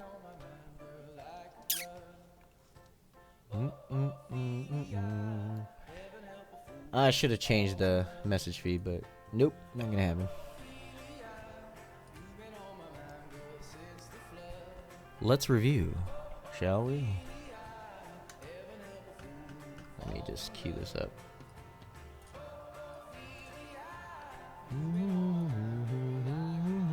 This is acting weird. Okay. Wait a minute. Shit. You gotta head out, James. Oh, It's at concert tonight. you got a concert tonight? Yeah. Where you going? Yeah, Glass House. Let's see a band Oh, called fuck F. it. Shikari. Rocking. Yeah. damn. Alright, man. What time is this show? I think like 7 or 8. For sure.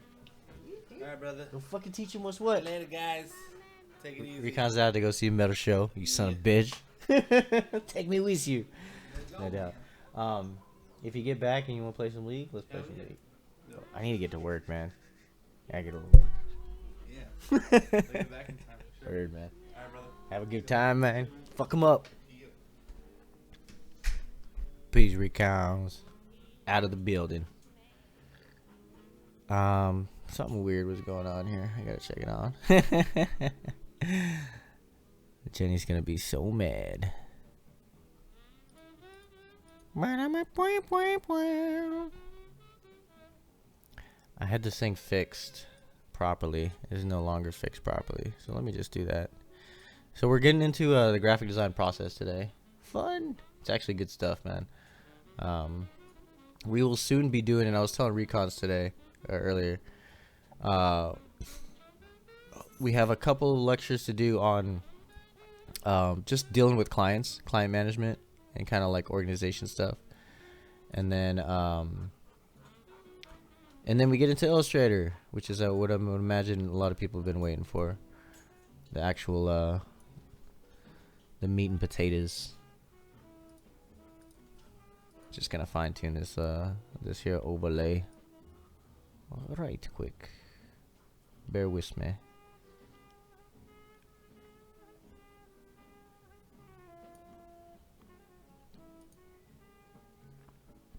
And I think I'm gonna switch over to talk show. Just cause. Just try it out.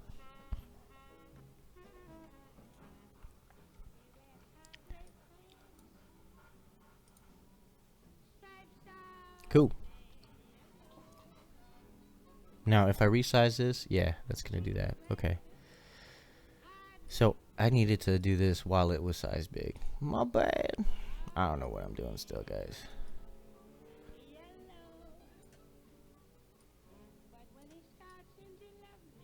Hot sex boy. Recons is working on fine-tuning his stream as well, and he will be streaming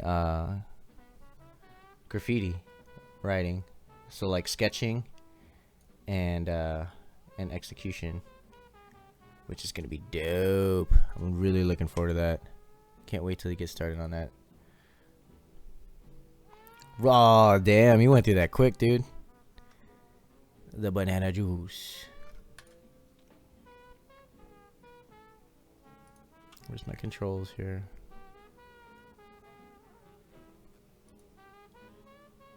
Must assume, please.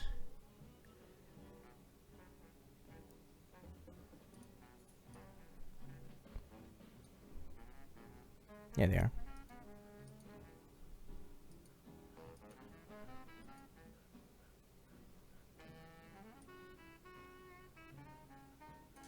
Almost there, guys.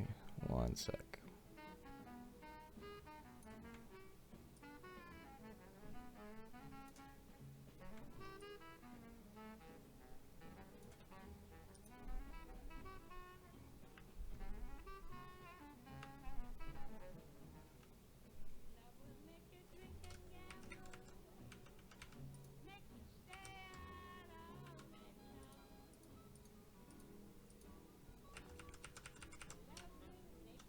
Adjusting. Further adjusting.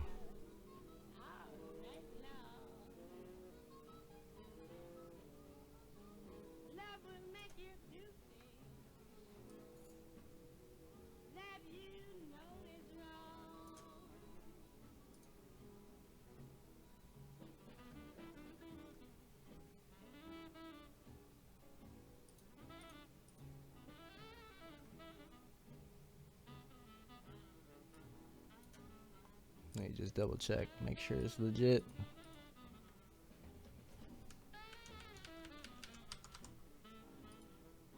Legit as it's gonna get. Whatever. It's a little off.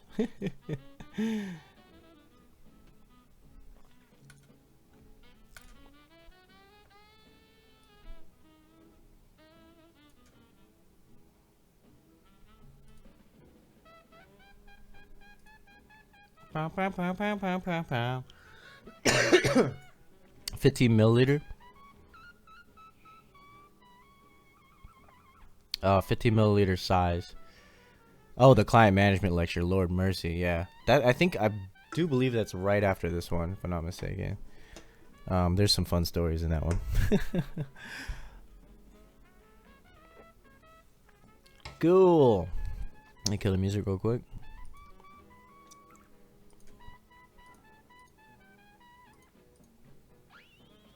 Ooh, that note. Word. Get my chat in order. Cool. All right, guys. So we're talking today about this doesn't look right. I'm talking today about how I'm fucking up. That's why. No, it's not. Give me a sec. This doesn't look like it's under the overlay. Under the over? But it is. Oh well. That'll work. Yeah, it's weird. No worries. So we're talking today about the actual graphic design process. So how I know Days Riot is a fine artist. She does concept art, a lot of photorealism and like fantasy work. And she's always like, how do you guys like come up with logos? Like what's, I don't understand how like you guys figure out how to do a logo or whatever, you know what I mean? And so that's what we're pretty much talking about today. I'm going to go over what we went over previously. This is available for download, the newest version.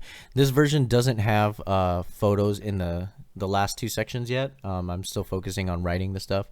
So as I update it, I'll let you guys know, and there will be like images and links and such resources. So just to recap, talking about how I used to be a nerd, and how the like actual smart, and still am, and how like actual smart people tend to like be more successful than the popular cool people. It's just how it goes. But so long as we can get through that a real awkward stage of getting picked on and such, because it really pays off to be smart. I studied fine arts in community college, and then didn't kind of make the grade, but was led towards graphic design because there was a bit of logic involved, and that kind of appealed to me. So I went to get my bachelor's degree and pretty much worked my ass off in college. Here's some college work. I was able to be president of the ad club, which really helped with kind of like leadership stuff and being able to kind of work with all kinds of different people. I had worked a couple of internships. I highly suggest getting into internships if you can, because they teach you a lot of stuff that school doesn't teach you. One important thing would be like how fast you have to work as a graphic designer. You really don't understand like how important hotkeys are and an efficient workflow process, which is what we're getting in today, how useful that is. Work for the Postal List, slanging t-shirts. Oh, and I didn't change the talk show, which I will right now. Thank you. Super scatterbrain. Thanks, Neon. Give me the monies.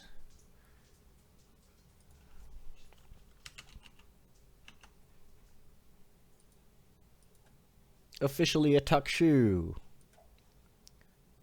Thanks, man. Got my back dab. Work for the Postal List and slang t-shirts and posters, and then work the booth at Unique LA, which was a really good experience. That kind of got me a taste for working booths and conventions, and I eventually want to go start selling some of this merch at DCon and DesignerCon. Once I graduated, we took a road trip, 14 states, all kinds of cool shit, all kinds of boring shit. But I think the importance of that trip and just the idea behind this is the thing that separates us or makes us individual, unique graphic designers that other people can't really take from you is your life experience, like what you've been through, who you are as a person. All of our experiences we kind of tend to draw from, you know what I mean? So the more versed you are in just like meeting people or like getting yourself into trouble or getting involved in all these different worlds of skateboarding or music or so on, are all very valuable to you as a graphic designer because you draw on all that stuff. I worked at Cal Micro as an in-house designer, worked my ass off, and then just ended up getting the shaft from a boss who tended to be pretty crazy. So always watch out for your management and make sure that they're really taking care of you. Keep a good eye on your management. You can tell like if they're out to like see you succeed, or if they're just using you.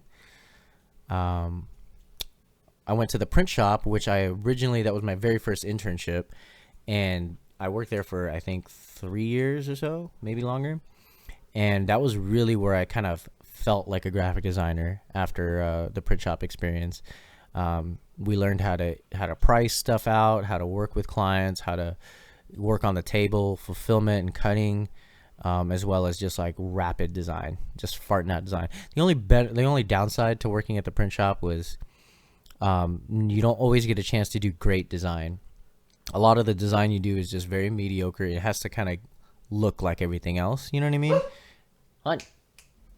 So we don't have time to do design briefs. We don't have time to sketch out stuff. You just have to fart out work. But it's good to do that for a long period of time just so you can get fast. And then I worked at Evaris doing front end developing and web design, application design kind of stuff.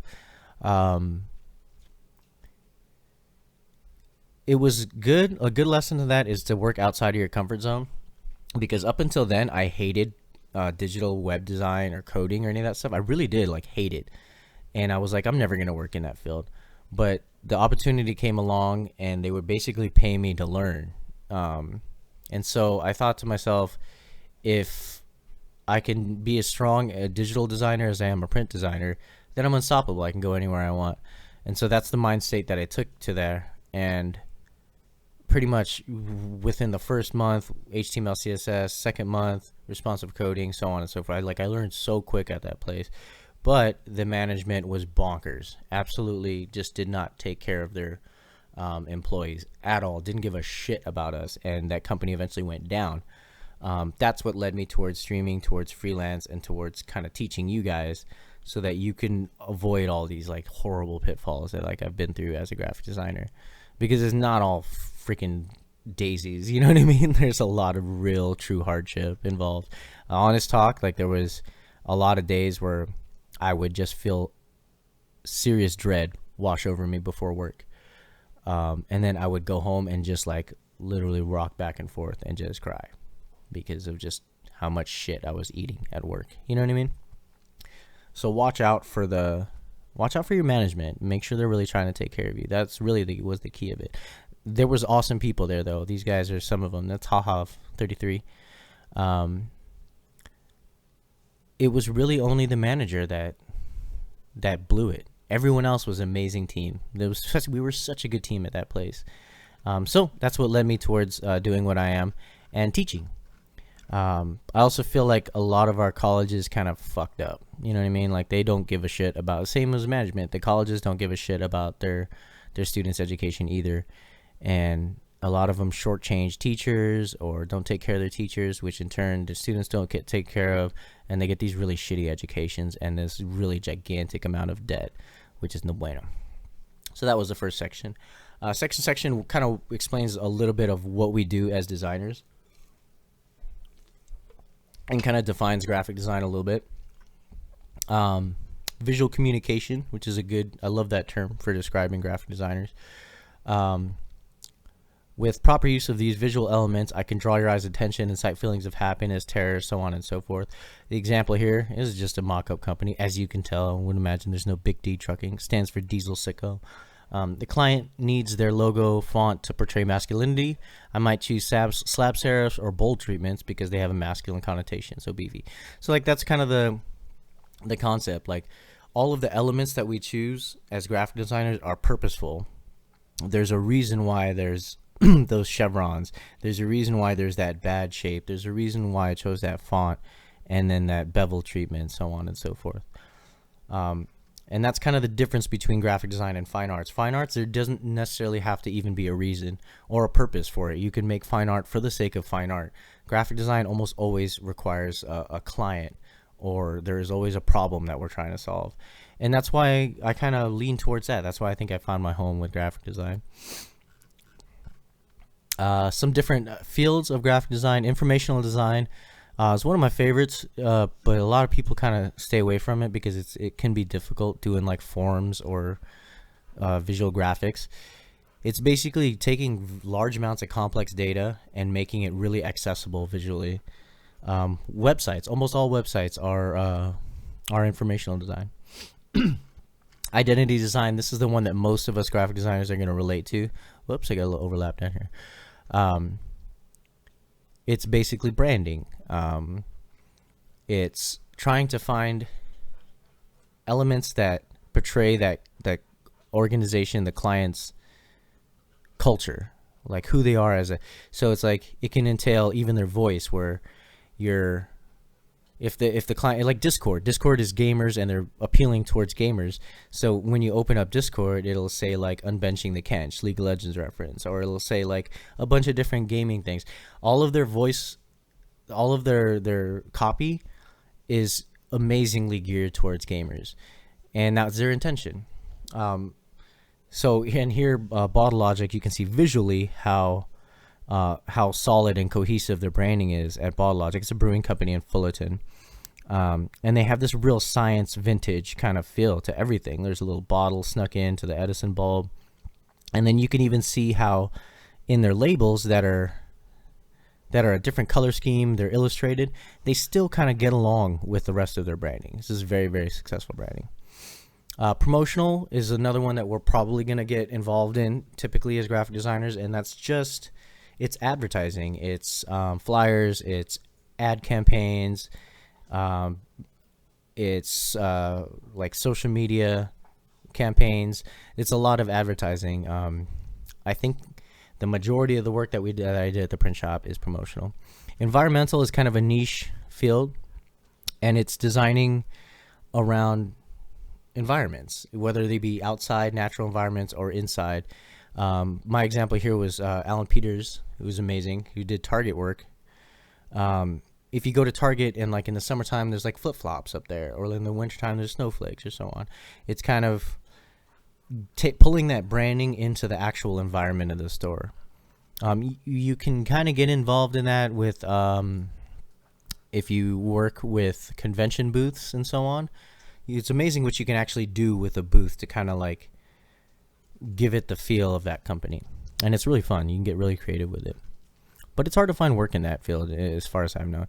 Type design and lettering, making fonts, hand lettering, making type treatments. Jessica Hish senpai here. There's going to probably be a whole section on its own on typography, so we'll get into that a little bit more. But it is an obsession of mine. I love typography. Ethics. So next was ethics in graphic design. This was a huge section with a lot of rants. But basically, you have the hand in the success or failure of your clients. A lot of clients don't really think that branding or logos or business cards that that are done successfully are important. They think of it as like just an extra expense that they have to get done, and they don't want to shell out for real proper branding. That's sadly the truth for so many companies. But the truth is that real proper graphic design for a company and solid branding can make or break that company. It's the truth. Don't be a dickhead. No. You're going to have to work with a lot of different people in this field. Photographers, art directors, marketers, all kinds of different people. And it's just kind of important to be able to figure out how to work with them. Do you know what I mean? Like how to work with someone that you typically won't ever spend a second of time off the clock with, and just get like a working relationship. You know what I mean?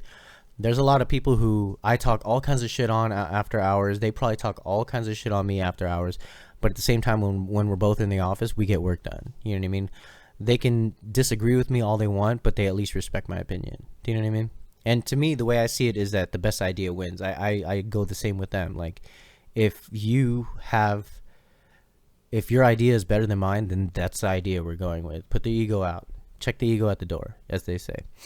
And that's unfortunate because a lot of graphic designers are like so gassed up that they think they're like God's gift to Adobe.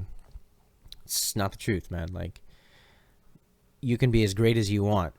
You can be technically fucking amazing and super creative, but if you're a dickhead, like, no one's gonna want to work with you, and that's the truth. That's just the truth. Value your time.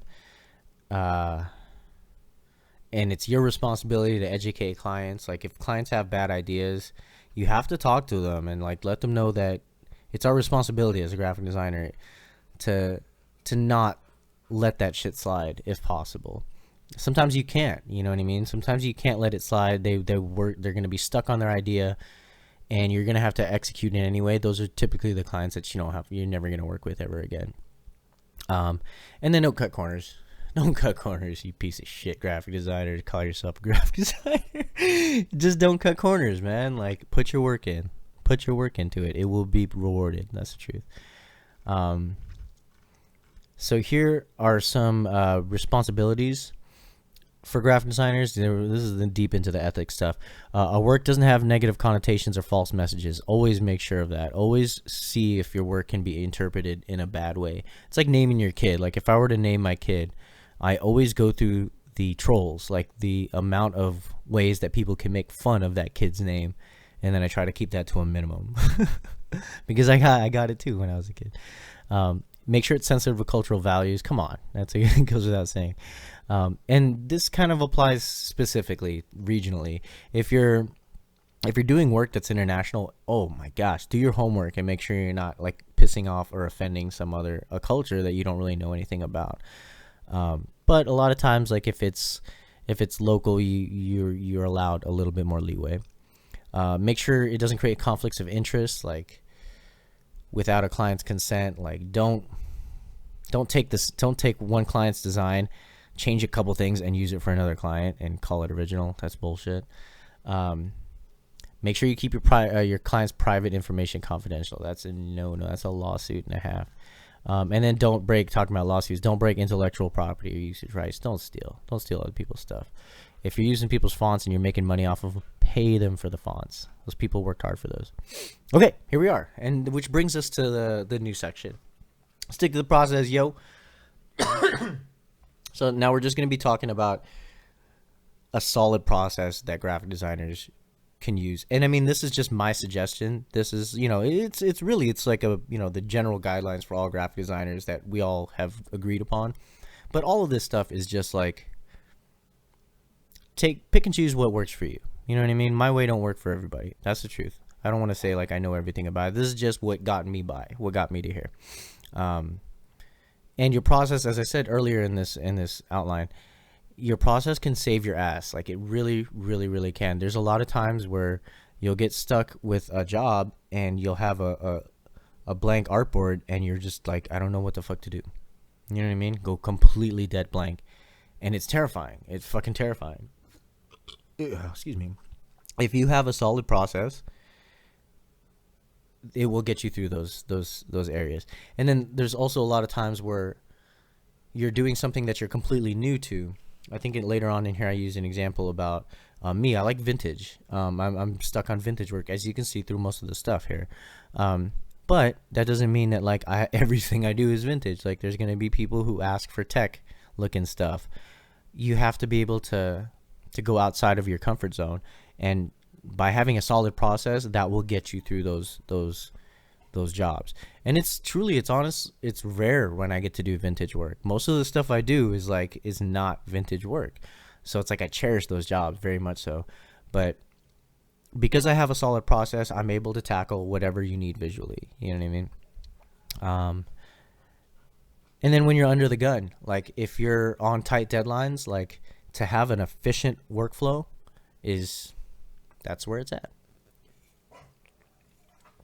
Truth. So phases on phases. You will be consistently effective if you have a very locked in process. Generally, pretty much every job, with a couple of exceptions, more or less, you will start by strategizing. You will then concept. You will design, and then you will produce. There's production, which is like print stuff, and then execution, which is actually like showcasing the work, or when the stuff gets mailed out or so. We'll get on each of these points soon. Strategy, we're going to get into creative briefs.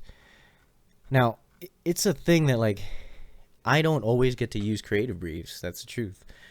because of time constraints. These are usually better geared towards large projects, very expensive projects. If you're just picking up a logo for someone who's streamer and wants just a mascot logo, you're not necessarily going to have to go through all of these design brief things. But at the same time, it's good to keep them all in your head. You know what I mean? These work really well with giant projects. And it's basically like an outline. It's like a questionnaire. And then the other point is that a lot of clients don't want to fill out shit. Like I'm working 110% over here, working late nights. All I'm asking for you is to search a couple of images, fill out a design brief, give me some info. You know what I mean? It really helps when when the designer is informed. The less guesswork I have, and we'll get on that later, less guesswork I have, the smoother this whole process goes. Going back to the Big D trucking logo from before, stands for diesel, sicko. Because we put in the creative brief that the client needs their visuals to appear masculine, it narrows down the choices. And I'm going to say that a lot. It really does narrow down your searches, so you're not completely overwhelmed. So now instead of looking for sans serif, scripts, display fonts, all I'm really looking for is the perfect slab serif or just a bold typeface of some sort. That same theory applies to everything. It applies to color choices. It just having more information, being informed beforehand of like what things you need to hit will narrow down your choices and make the whole job a lot. Instead of searching through 1,000 fonts, now you have like 50 fonts. You know what I mean? Simple as that. And it can also save you a ton of frustration when it comes to those picky clients. Clients. And Neon, you were saying it like you can't wait to get to this section. I kind of can't wait to get to the client management section. But a design brief is incredibly effective at helping you deal with these picky clients that they will, let's say an example, they'll tell you, well, I don't really know what I want, but I trust you as a designer. I'm pretty sure that I'm pretty sure that whatever you make is going to be great. And then you do something and then they're like, that's not what I wanted at all. Well, how am I supposed to know what you wanted at all? You never told me that. That's like the cry heard around the world from graphic designers. It's your responsibility to get as much information from the client as possible. And if you just tell them, the more, like I said earlier, the more information that you have, the smoother the process will go. And I charge for additional revisions. That'll usually like perk them up and be like, okay, well, let me do a little Google search and let me write up a little, here's what I want. You know what I mean? Tell them that this design comes with, and again, I'll touch on this later when it comes to the business side and the client management side. Tell them that you get, 2 minor revisions at this price. You can get more revisions at a greater price, but this price gets you 2 revisions. Anything after that, minor revisions, mind you, not redesigns, minor revisions. Anything after that, and we have to renegotiate. If you're doing a complete overhaul, then we're gonna have to talk. You know what I mean? That's gonna cost. Time is money, guys, and you need to value your time. And if you are very informed, if you come up with, say, a creative brief, or you have like a really solid outline of what the client needs beforehand, it'll save you all of this trouble. You know what I mean? Best example is this, like, we're not mind readers. Gather as much information as possible. Yeah. Less guesswork there is, the smoother the process will go. Say if I have a client and I was able to talk to them and fill out a design brief with them, and they say their demographic is kids, gamers, and they want bright colors and fun. I can not only use and I'm doing a flyer, I'm speaking in the language of kids, you know what I mean? I'm using the same lingo that kids use. All of my imagery is towards gaming. I have the bright color schemes, and like the layout isn't rigid, it's very loose and it's fun. I can go point by point to those, to that design brief and be like, well, here's what I did with this, here's what I did with that, and so that they can't like start whining and be like, well, I asked for this, I asked for that. Well, that's exactly how that translated. You know what I mean? And then always show them your process. You show them your sketches, show them, here's my first version, second version, third version, like walk them through the whole process and make sure that they're with you. Make sure you're not falling off of exactly what they wanted, because a lot of times they'll change their mind, which kills me inside, but it happens. They'll change their mind in the way through, in the middle of the project. Hold on one second.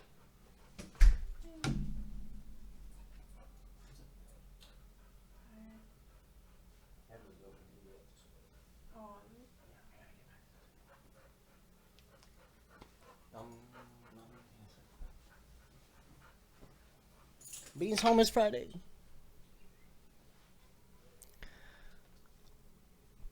Okay. Lost my place. Mind readers, blah, blah, blah. Create a brief guidelines. Okay, so, wow, I totally blanked. Okay, moving on that. Distractions. It's like getting thrown in a pool of ice water. Anyways. I'm really trying to get back to where I was talking about. Less guesswork there is, smoother process. Let's look at the guideline. This is AIGA, the Professional Association for Design's creative brief page. So just to get an example about like what's entailed in a creative brief. Keeps projects running smoothly. Oh, I remember where I was going to go. So also throughout every step, and let me get over to here. Well, no, I'll stay here for a sec. Throughout every step of the process, always check with your creative brief and ensure that you're on track. You know what I mean? Like it's like your Bible. You know what I mean? For those people who Bible. If not, then you get what I'm talking about. But always double check to make sure that you're on track by consulting your creative brief, because it's very easy to get like distracted and veer off of a design, and just you'll always be referring to it. So here's AIGA's kind of guidelines for a creative brief. Keep project running smoothly and prevent misunderstanding and delays by connecting objectives with creative strategies, building a team consensus, aligning expectations, defining clear measurable goals. So that's another thing that gets involved in there is, what are your actual goals? Do you want to raise awareness? Are you trying to rebrand and give them a fresh look? So on and so forth. So you get background info from the company, product, or service, some insight to the target audience, who are your demographics, brand attributes, promises, and missions. It's kind of like the goals of that brand and that company. What are they trying to do? Are they trying to be eco-friendly? Are they trying to be edgy? So on and so forth. The competitive landscape. You're always going to canvas around and see who your competition is and what you can do to make yourself stand out. Business objectives, just straight monetary goals. Compelling offers, so those are like your big sell points. Call to actions, so we need people to go to this website or go to this splash page, or we need people to put in this hashtag. All of those things are gonna dictate what you do as a designer, and then all of those things are gonna make the client very, very happy when you can explain to it, well, here's how we pointed everyone towards the hashtag. Metrics for measuring success, so website hits, mailer coupons that got used, so on and so forth. And like I said, like these are for these big projects. These are for like campaigns, you know what I mean? But a lot of this stuff, like, always keep in the back of your head when doing any kind of design. Functional specs. So if they need to, and this kind of crosses over to like what collateral will these be used on. If you're designing a logo, is it going to be used for a website? Is it going to be used for stickers? Is it going to be used as a vehicle wrap? What the approval process is going to be like, timelines, and budget. So yeah, that's a super good resource, and I'll link it in chat right now. But yeah, if you haven't heard of a creative brief, then it's definitely a thing to look into. Like I said, for those big projects that are very serious, it's a really good way of ensuring that your clients stay happy, and then ensuring that you're staying on track. Absolutely. Moving on to concepting and research, which it really is probably the most time-consuming phase. I mean, there's some other areas where certain projects you'll be doing very methodical work in Illustrator or Photoshop, but I think that's kind of turn on autopilot for that stuff. The real like brain busting stuff is the concept and the research. Like I said here, getting down on Adobe is usually the quick part for seasoned designers. If you know what you're doing on Adobe, like you can execute very, very quickly. It's coming up with the original idea that can be the most time-consuming process. A really refined Google search, or just a broad general Google search, is probably one of the quickest ways to view work that's similar to what you need to do. You'll see what stands out. You'll see what doesn't stand out. And again, we're not copying work. We're referencing. So don't just like do Google search, say this is the logo that I want to do, trace over it, and then put the client's name on it and ship it out. I'll come after you if I find out. Save all of your references in a references folder. You should always have a reference folder for almost every project that you do. And absolutely, it's easy to hit a wall while concepting. You get completely stuck. And then this is a big thing, and I mentioned this a couple times. Usually the first couple of ideas that you have, maybe even more than that, are the exact same ideas that every other designer has had. So you want to push further than that. At the same time, Occam's razor states that it's the simplest answer is the best. So it's a two-handed sword. It can be very true, but just make sure that you make that simple idea stand out as your own. A good example of this is I tend to over-design projects, and you keep adding and adding and adding, and then taking away until it's the bare bones. And usually you'll go with the original very minimal design. The same works with clients. Like a lot of times they'll have all these ideas. Oh, well, my 14-year-old said that you should add a giraffe. And I'm like, well, you're a financial consulting company, and they're like, no, you got to add the giraffe. And I'm like, all right, cool. Then I add the giraffe, and I'll make them pay for it, make them pay for that. And then they'll be like, no, now that I see it, let's take the giraffe off. They'll go crazy with revisions, and they'll see it too. They'll be like, well, we just need to take all that shit away. And a lot of times you'll end up going back to the simplest idea. But that doesn't mean you should always settle for the simplest idea. Push the idea as far as you can, as far as you can, and then pull back. That way you're at least satisfied with your work, that you've kind of exhausted all of your ideas. You know what I mean? I went as far as I could. For example, when I was working the business card for Ekron, he's a bartender, working the business card bartender, and we were messing with images, and we started throwing all these ideas out for images of wheat, of like shelves with bottles, of all these like bartender images, and I exhausted, and I was just like, I don't think any of this is gonna work. I went outside, had a cigarette, and just started rethinking, and I kind of took myself away from that path, from that direction. And it came to me that like the front side of the card had this very, very simple line treatment that made it look like a vintage liquor bottle label. Do you know what I mean? And it occurred to me, like, you don't need like an image of a freaking bottle or corkscrew or bottle opener or whatever. Let's just stick with that. That's the strength of this card. Let's work off of that. And then we ended up still using the wheat, but it was very minimal. The images weren't showcased. They were like ornaments. So a lot of times you're going to have to over design and then pull back. That happens for me like very, very, very frequently.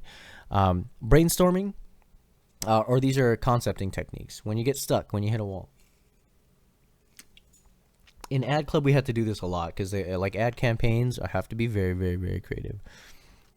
Venn diagrams, focus groups.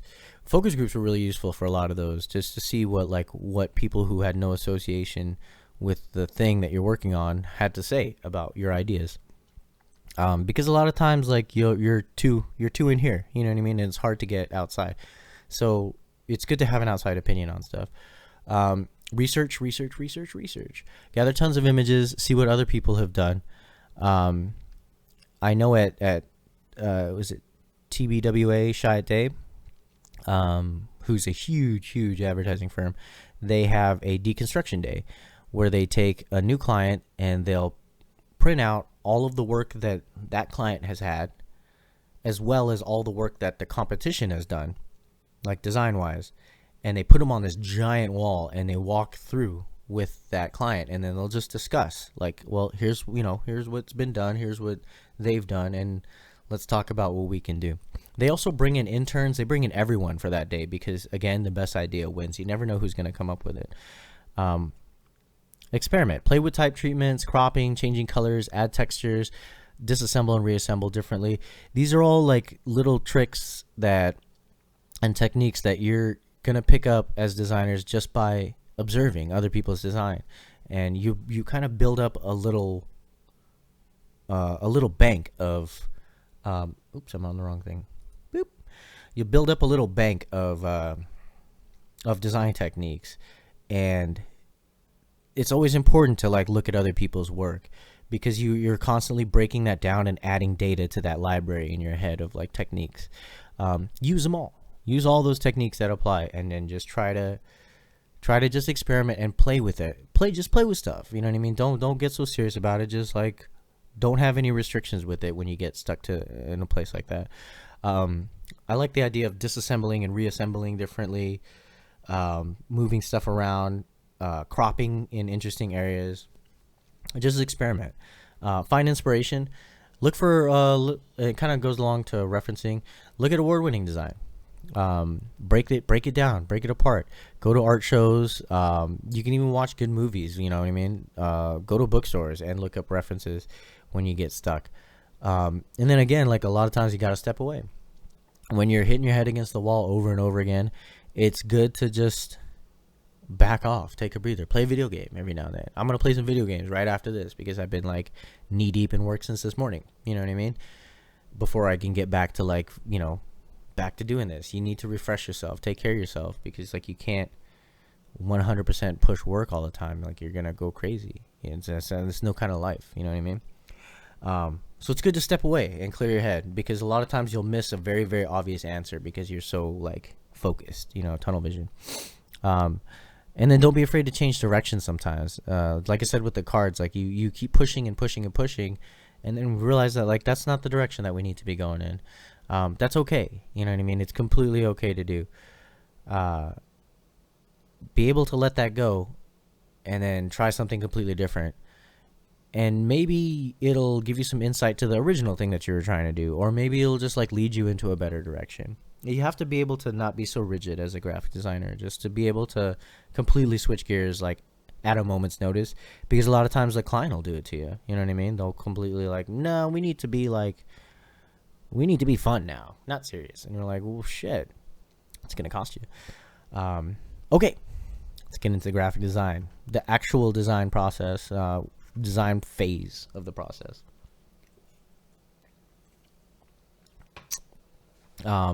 You're prepped, your body's ready. And at this point, really, you should feel like you have a good grasp of what the client needs. You should feel like you have a solid plan of attack if you've done your work. If not, go back and research, talk to the client a little bit more, and figure out exactly what they need so that you can work efficiently and not wastefully, and not spend 4 hours doing a design that is gonna just get thrown out. Take inventory of the elements you need. Typically, for almost every job, it's going to be a combination of type. It's going to be photos or images, illustrations, and graphics. Illustrations would be, the kind of hand-done stuff. Graphics would be like separators or textures, things like that. These can all be custom-made or stock. If you're using stock imagery or fonts and you have to purchase them, decide whether or not you want to make the client purchase those. First of all, like, can you execute that within the budget on your own without having to use stock imagery, because then at least it's original. It's not always the case. You know, a lot of times you'll only get paid a little bit for a job. You don't have time to like completely go out and create all of the images yourself, the graphics yourself, or the illustrations. So there's a lot of times where we have to rely on stock imagery. If you absolutely can't do it yourself within the budget, then the client will have to purchase it typically. If it's something like, if it's a very specific thing that I can't reproduce for cheaper, as they say here, that's very specific to that client that I'm usually not going to be using later, I'll make the client purchase it. I'll be like, well, and it's usually not that expensive. You know what I mean? If you know how to search right, stock imagery isn't that expensive. But if they need some weird specific thing, you know what I mean?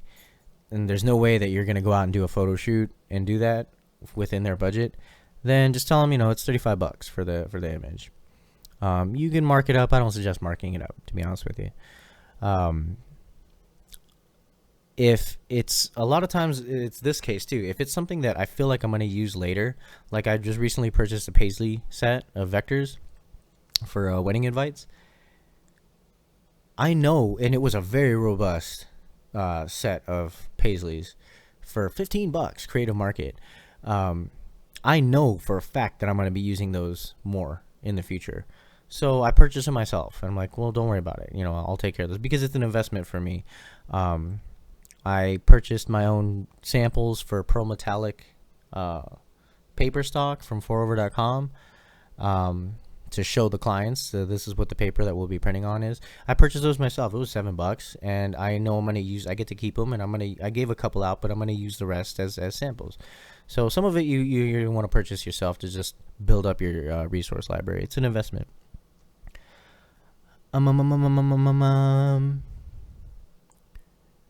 And yes, there is no shame in using stock imagery. It is what it is, guys. Like I said earlier, like sometimes you're only getting paid $60 for a logo. A lot of times cheaper than that. That shouldn't really happen with you guys, man. Like, I know, like when you're starting, it's okay to charge $10, $20 for a logo, but if you're a seasoned veteran, like you should be charging a lot more than $20 for a logo. Come on, guys, you're killing me inside, man. Seriously, breaking my heart. But there are cases where, like, you know, I can only spend 1 hour. Say if you're doing pro bono work, you know what I mean? Like I'm doing this work for free for a friend that's helped me out, or there maybe for me to get experience or exposure, or for me to just practice something different. You might be doing pro bono work. You just don't have time. Like I set my deadlines and I'm like, I'm only going to work on this for 2 hours. You know, I'm only going to spend 1 hour on this. There's no time. So you use stock imagery. It just depends on the job. But at the same time, manipulate it. Like, don't just, you know, you don't have to just completely copy stuff. Like, there's always something that you can do to kind of improve it and make it yourself, or make it more effective to the project that you're doing. Yeah. Build a resource library and organize the shit out of it, because it'll get big. This is true, man. This is true. And then I'll show you my resource library right quick. So, resource library. There is, that's going to be kind of hard to see. And this isn't even organized as best as it should be. It's a constant process of like making more and more hierarchy of stuff as needed. You know, when a folder gets too big, you have to break it down into subcategories. So here's my fonts: black letter, coding, display, sans serif. And then these are just like, these need to be sorted. See, I don't even have time all the time in the world to do all this stuff. See, sort these lazy ass, but at least this is clear. And so I break all of mine down into I use all caps with underscores to put important things on top so that I can just click through. You know what I mean? And then I categorize everything. And within all of these categories are a bitmap, a vector, and a both folder. That's just because I didn't want to put the same thing in two folders, which was how I had it organized before. It was all everything was either in bitmaps or in vector, but there were certain things that had both, so I ended up reconfiguring this whole system, which you'll have to do. I don't know if that makes any sense, but all of these have that, and then within these there's these icons, vector, and here we go. So this would be an example of one that needs further hierarchy. Like I need to start further categorizing these. So anyways, that's my design resource library. Okay, so we're about time. We're about ready at this point to get started in graphic design. Take some time to assess the problem one last time. After all this research, like go over your design brief before you get down. Do a couple jump jacks, freshen up, focus up, and then get to work. Start by gathering reference images, lots and lots of reference images. Look for similar successful designs. Make a mental note of what, or just a physical note of what makes them successful. The more the better, guys. Like seriously, the more you have to draw from, the better. If you guys seen my projects in the past, there's always like it's littered with reference images around. There's always a reference image folder in almost every project that I've done. Whether it be stuff that I picked up from Google or just sketches, photos of sketches. And again, we're not copying, we're referencing. I felt like I needed to say that again. If I catch you copying, it's your ass. Real talk, that's for sure. Find as many variations as you can. Pick and choose the elements you want and Frankenstein them together to make them your own. And the next step is to not open design software. Draw thumbnails. Seriously, guys. Draw thumbnails. Draw thumbnails. I said it 3 times. Not joking, guys. It's easier and faster to draw out variations on paper than it will ever be on software. I mean, you know, if you're good at the tablet, then yeah, you know, you bust out the tablet and do our stuff on tablet. I'm actually trying to get better on the tablet so that I can do my thumbnails digitally so that you guys can see them. You don't have to be super good at drawing. You don't have these aren't like Mona Lisas. You know what I mean? Let me see if I can find mine. My sketchbook. Here. They just have to get the idea across, the composition, you know what I mean? Like they're derpy as fuck a lot of times. Graphic designer thumbnail sketches are like notoriously sloppy and funny sometimes. Just trying to find good stuff. See, look.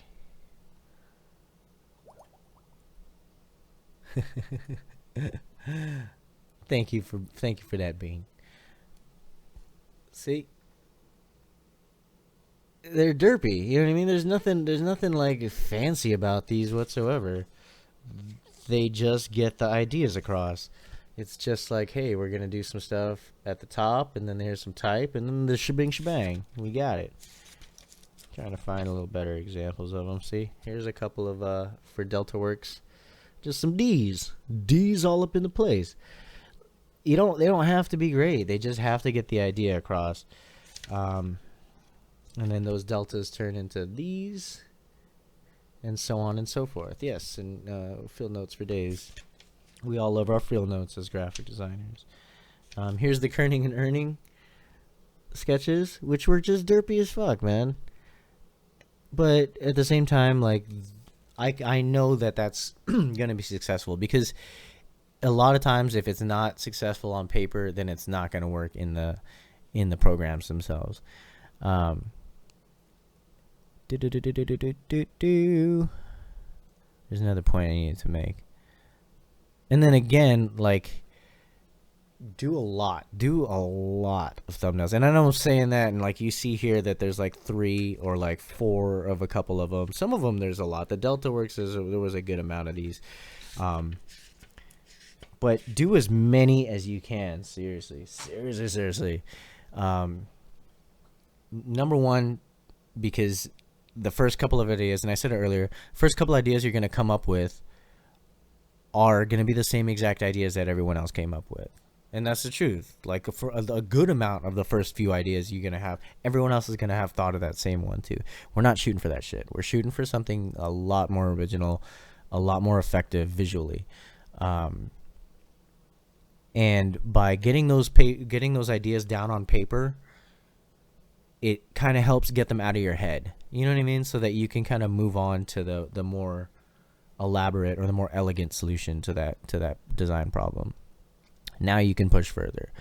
And then always push further. Always push for a better idea. Never be content with with something that you're kind of half-assed on. Keep pushing.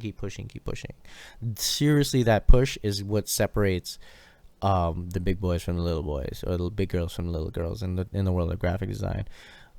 It's those who strive for something more effective than what everyone else has done. Don't settle for anything short of genius with your thumbnails. You're a genius. I'm a genius. We're all geniuses. Look for the elegant solution that communicates volumes with simplicity. If you see any of the veteran graphic designers, you'll see it. You'll see how amazing their work is. Shoot for that. Don't shoot for anything less than that. Seriously, like, you're capable with enough time and effort. You will be that person. You will be able to come up with those things. But always shoot for that and nothing less. Load up the page. Same with the Google search. The winners will stand out of your sketches. You know what I mean? Take those, the best ideas out of the thumbnails, and refine those, and then refine some more, and then refine those even more, and further on, and so on and henceforth. The more refined they are, the smoother it will go when you open design software. Example of this would be the CFX logo.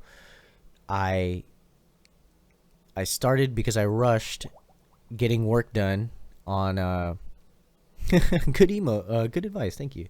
I started vectoring everything before the line work was 100% locked in, and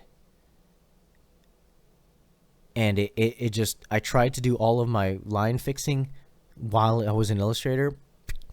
Bad idea. You know what I mean? See, I can't even follow my own advice. But try to lock in, if you have time and budget, to lock in those sketches before you get started on tracing. It gives you more opportunity to work on composition, work on color, work on texturing, work on all kinds of other stuff rather than just the construction of it. Do all your construction with this, if possible. So many of our classmates detested thumbnails. They hated doing thumbnails. They would whine and complain about doing thumbnails. Our teacher would be like, give me fitty. I want fitted thumbnails. And they were like, meh, meh, meh. And very few of those people are working in field. True story. For shame on you. And the truth is because once you get through that first, like, 5... Are you calling people out? As soon as you... What is that about? How did that work out? Once you get through those, like, 5 or 10 that are, like, the easiest, once you get through those, like, 5 or 10 first ideas that you come up with that are really truly easy ideas to come up with, because why? Because everyone else has come up with those ideas. After you get through with those, then the real work begins. Then you actually have to start, like, racking your brain, and really pushing for something original, because you've gotten all of those, like, chumpy ass ideas out of the way. And not that all of those are unsuccessful ideas, but they're very unoriginal. They're not gonna make, you know what I mean? They're not gonna make your logo what it needs to be. I'm not even on my thingy here. Whoop.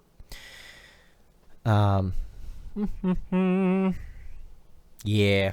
A lot of the classmates hated doing thumbnails. They would just whine and bitch and complain. But I guarantee you, though, anyone who's worth their salt and a graphic designer will tell you the same thing of how important thumbnails are. Summarize that up. You don't have to do, complete brilliant artwork. It's better to do quantity over quality. Get as many as you can out, and then refine those couple. The first few ideas that you come up with are probably the same that everyone else has came up with, so keep pushing further than that. And it's time. It's control end time. Yay! Now it's time to start. Open up your software and get down.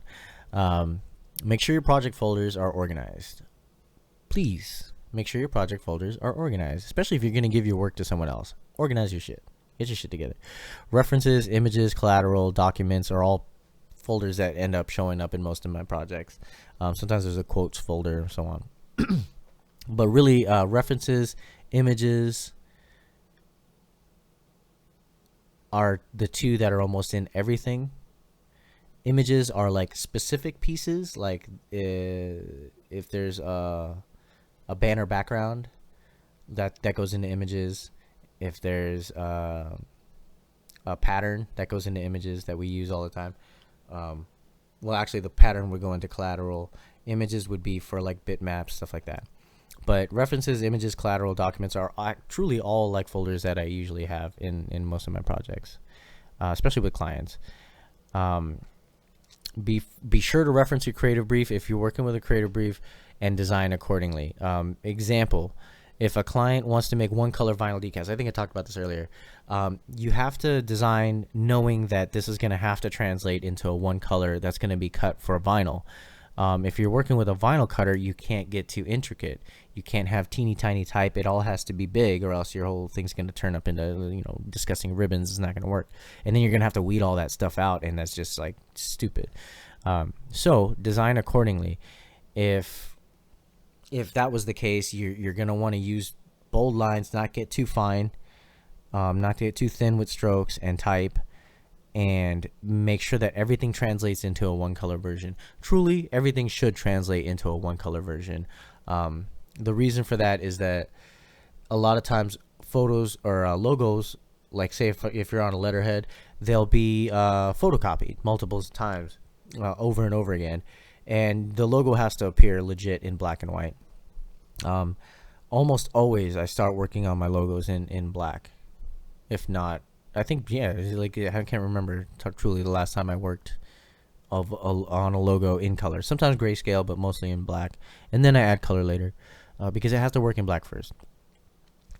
It is always important to adhere to client requests. It's true. I know you love vintage design, but if they want a tech look, you better get futuristic as fuck. It's true, man. Like, we all have our comfort zone in graphic design, and a lot of times we have the tendency to want to like use those same things for everything, and you can't do that. You absolutely can't do that. Not only will all of your graphic design look exactly the same for everything all across the boards, but you never really grow as a designer. You can't be afraid to try something that's outside of your comfort zone, and it's 100% necessary as a graphic designer, because like, I'm using this as an example. I love vintage design, but 80 to 90% of my projects aren't vintage design. Like, I cherish them. When the client was like, oh, I want this vintage look, I'm like, hey, you came to the right place, friend. I don't normally get to do that stuff, you know what I mean? And so the majority of my work is like picking up stuff that like I'm not comfortable with, or I haven't really done enough of, you know what I mean? So like the Photoshop compositing, a lot of Photoshop work, I'm not comfortable with that. I won't hesitate to take a job that takes Photoshop compositing and struggle my way through it, because like I need to learn it. Same with digital design. I had nothing to do with digital design. I didn't want to do websites. I didn't want to do applications or coding, but I knew that to be a strong designer, I needed both sides of that. You know what I mean? Because basically, I'm unstoppable. I can find work anywhere I go if I'm strong with print and I'm strong with digital. So be able to work out outside your comfort zone. If you have a really good process of design, and also a really good process in learning, just of how to learn a new thing, then you'll be fine. You'll be settled, and you'll be rich. Just kidding. I'm not rich. Broke baby. Sometimes the client wants to make something that makes no sense design-wise. A lot of times clients want that shit. They want something that just looks ridiculous. First of all, it's like it's your responsibility as a designer to explain to them exactly why that would probably not be the best idea, as nicely as possible. Don't be a dick about it. And if you can't, some of them are so damn stubborn that they're the designer, but you hired me for some reason. You know what I mean? And they have this idea that they have to get out. And my 14-year-old son who plays with Photoshop has this idea for my business logo that that I want you to flesh out, and they just won't fold on it. Then do it. Just do it. A lot of times we'll tell them, don't let everyone know that I worked on this. You know what I mean? Like, I truly didn't work on this. This isn't my creative work. This is your idea. You can tell a client that nicely, and we'll get into that in client management. But basically, you're just trying to tell them that I don't want you to say that this is my work. You know what I mean? This ain't my work. It's not this garbage. But execute their idea if they aren't folding. and then probably you're not going to end up wanting to work with that client ever again if they don't understand like how to work with the designer, or the strengths of like working close hand in hand smoothly with a graphic designer. Then you don't want to work with them. It's more headache than, I don't care how much they're paying you, it's not gonna be worth your time. Depending on how much you charge them, there might be a way to work around this whole situation. Is by providing at least maybe 2 versions. Like you can, and this is only if they're paying for it, only if their budget allows it, and then if there's time left over to do a second version, do your version. And then usually when that's the case, you put the 2 together and be like, do you want to go over here or do you want to go over here? You know what I mean? It's very, very obvious once they see like successful design as compared to their stupid retarded idea. And I'm not even joking, man. Sometimes they have stupid retarded ideas and like they think it's very successful. It's their business's success that hinges sometimes. A lot of their success will hinge on their visual appearance, their branding. And they don't know. They haven't researched design. They don't know what this is and or that means. They don't know what color does. They don't know what fonts do. They don't know shit for shit. They're businessmen. They're not designers. So try to educate them and let them know that, hey, like, as nicely as you can, this is probably not the best idea. And then give them alternatives. Well, see, this is more effective because of this. This is more effective because of this, so on. And sometimes they'll still be like, no. And it sucks, man. But what you can do is flesh out their shitty idea and also make your superior idea. And then when you put the 2 next to each other, it becomes very obvious. And if you can, do 3. When we're in school, and this is good for like practice. If you have time and you're doing like something that isn't time sensitive for a client because you're starting out and you're trying to your idea is bad, then you should feel bad. This is correct. Don't tell them that. You can tell everyone you want that as soon as they leave the office or leave the space.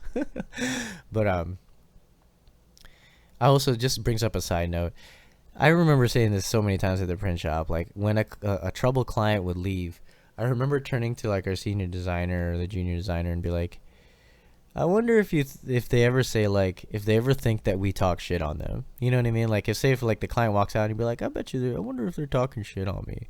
Like, right. Yes, we are. As soon as you leave the office, just don't ever let your client ever hear you doing that. But by all means, vent with troublesome clients. You know what I mean? Because they deserve it. They're idiots.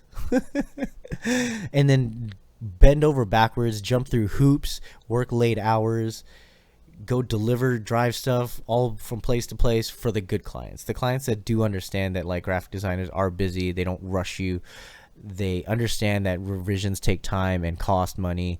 They understand that good proper design is an investment, and they are willing to like take care of their designers. They give you snacks every now and then, or coupons or cool shit. Take care of those people, man. Take care of those people, because those are the clients that you want in the long run. We're not here for the short money of just to like make a quick buck and then split, never call you in the morning. You know what I mean? We're here to like establish relationships with clients. And you want it to get to the point, I said this earlier, where a client just loves paying you. They just want to pay you so bad. I can't wait to give you money. I can't wait. And they will say like, I will never go to anyone else. You got them on lock. That's what you want. That's what we're trying to do here. Comps. Take your time to present your comps. Don't just send them a bunch of images and be like, here you go. You know what I mean? Here's your logo. So many people do that. Like, here's your logo. Try to make a proof template if you can. Make something nice and lay everything out nice and proper. This brings me to a point that I missed earlier. When you're doing logos, typically you're going to want to do a vertical and a horizontal layout. That's it. It's just going to depend. Say if they do shirts, right here has to be the horizontal, or if they do hats, one's going to work better than the other. Try to always do a vertical and a horizontal layout. But take both of their layouts, maybe take a black and white, and then I'll be doing a proof template. Well, you guys have seen, if you guys hang out on the channel enough, you'll see me like make comps for people and proofs. So you'll see how I lay everything out. Excuse me. But yeah, do a black and white version, do a vertical, do a horizontal, do a couple color variations if they paid for it. or if time allows. Put your contact information in there, make it look nice. You'll be surprised how effective proper presentation is, how impressive it is. Like, okay, yeah, you're a great designer. Maybe you're a mediocre designer, but if you present well, like, it bumps you up a notch. You are now up to notch 1. You know what I mean? Take your time to like present everything, explain what you did, in the email or face to face, however you're showing your work. Explain to them why you didn't do something, what you did do. Bring that design brief with you if you went with one, and then go over all the different points and say, like, this is how I hit this, this is how I hit this, this is how I hit this. Like I said, you'll be amazed about how good presentation will just bump up your work. If you know how to talk about your work and explain the science of it, how effective this is, then you will have a very, very, very happy client. And again, a client that will just can't wait to pay you. And the truth is, this is the kind of stuff that separates real graphic designers from the cats who just went and picked up a couple Illustrator tutorials and are just making mascot logos because they're easy. You know what I mean? Anyone can do that. Anyone can learn Illustrator. Anyone can learn Photoshop. But there's a reason why we have degrees in this. There's a reason why I fucking spent 4 years of my life like slaving away and working late nights and doing tutorials and like going through stress, and because there's a science behind it. There is a science behind graphic design. And if you know that science, then you can educate your clients as to how effective. Not only will your work be more effective, but you can educate your clients as to exactly how, and they love it. They love hearing that stuff. And then a lot of times when they have all these complaints like, oh, I want to try this, and you're like, that's not going to work, you can actually explain to them, like, through logic, why their shitty idea ain't going to work and why they're idiots. Don't call them idiots, or don't call their ideas shitty. Await revisions, because they're going to come.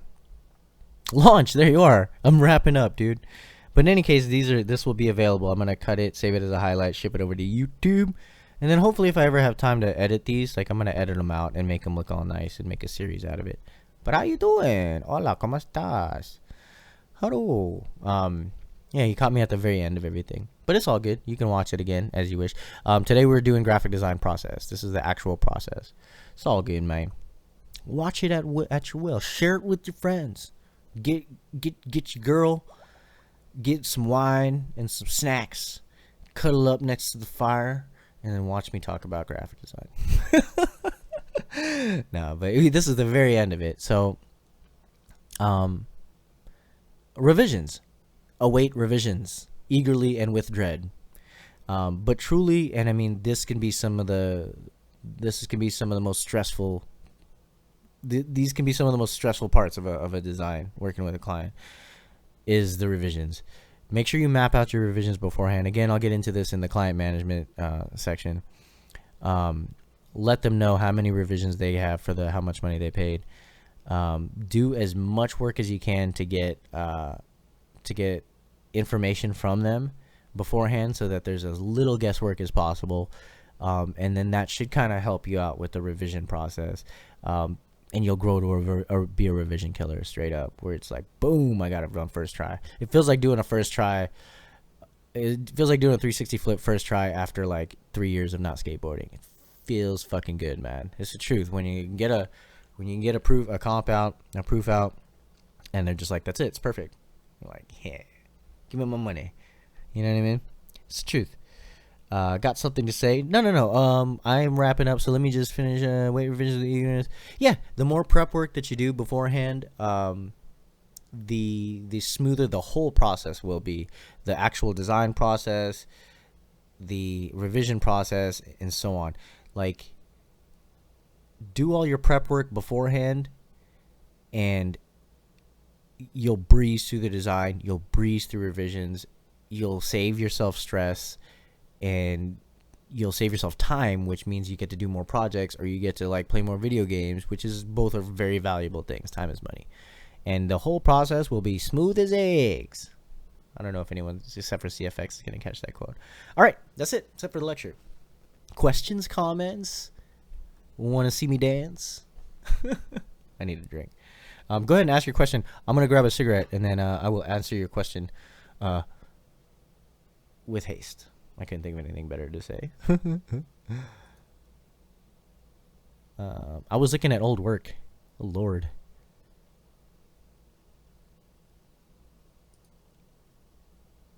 Thank you very much, Bean. Thank you, thank you, thank you. Okay. You got it. I just do that.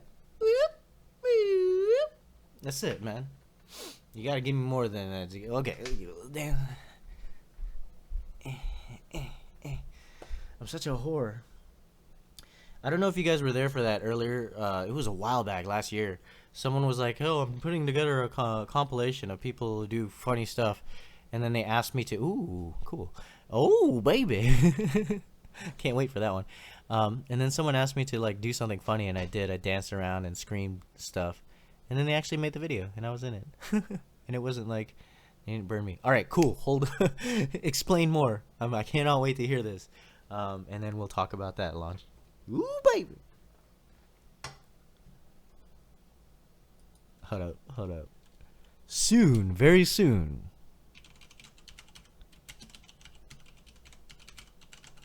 Launch is gonna be like,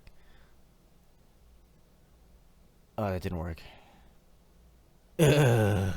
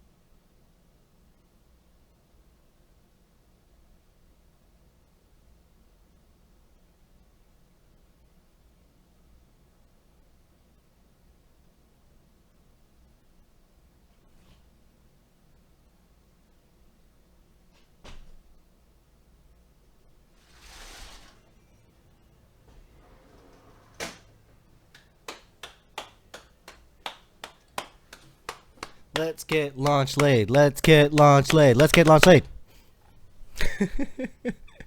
Okay. I want to hear it, man. What's the good word, my friend?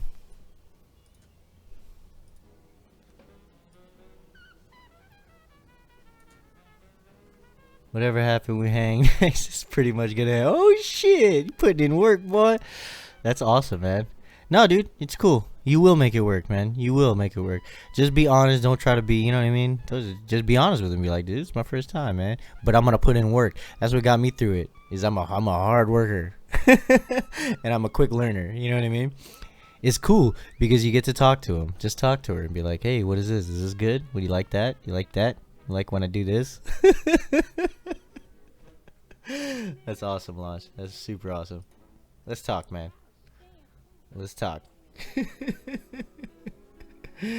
Oh shit, that's amazing, dude. That's pretty amazing. I never got that. Designer sex lines. Hey, I'm on talk show now, so I guess we can do. Am I? I think I'm on talk show. Pretty sure. So yeah, we could talk about. Let's talk about sex, baby. Let's talk about Launch and his chick. Yeah. It's cool. It's cool. There's a second, a third, a fourth, a fifth. It's gonna be great, Launch. It's gonna be great. It's like a warm, wet hug. Oh man, yeah. That's pretty awesome, dude. That's super awesome here. And I hope it's not just like a wham bam thank you ma'am thing. I hope it like continues on. You know what I mean? But yeah, dude. So it's like I got to witness Lassimation, Cherry Pop. And then hopefully we get to be here to hear about Launch's Cherry Pop. You get to tell me all the squishy details, the squirmy, awkward details. If there's any advice I can give, is warm her up beforehand. I'm still on Watch Me Work. I think they're all like listening to me talk about that. If there's anyone there, I don't think it will be like that. Cool. cool, man. Go for the long run. Or if it's, I don't know which one you're talking about, but either way is good. But hopefully it's the long run. Warm her up, man. Warm her up beforehand. Kind of balances things out a little bit. That's fucking awesome, dude. Super awesome to hear. They're not charged yet, and I can't use these until they're fully charged, but here they are. I think launch is going to be the other one. Yeah, buddy. That's what I'm talking about, man.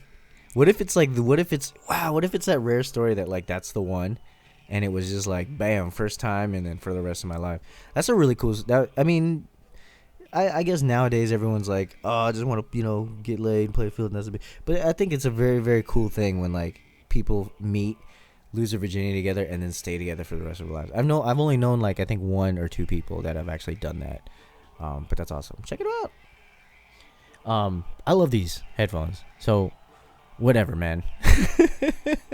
No, I was really close to getting the Audio Technicas with the mod mic setup, but no surround sound, and I wanted the wireless just for streaming purposes and just for convenience. So I'm super happy with them. High school relationships don't really last. You know what's the craziest is that one person that I know that let's get some more loving kind of sound music here. There you go. The one relationship that I knew that they both lost their virginity together was in high school, and they are married now. So it does happen, man. Miracles do happen. Like, this stream might actually take off, so, like, miracles actually do kind of happen. Always shoot for the gold, man, and nothing less than that. And if it doesn't, then don't worry about it so much, because it's true. You don't. Why am I showing you, like, the decent stuff? I was trying to show you guys, like, the shitty stuff from my old school work. This is the first time I used the gradient mesh tool. Here's the original fluter, and here's the gradient fluter.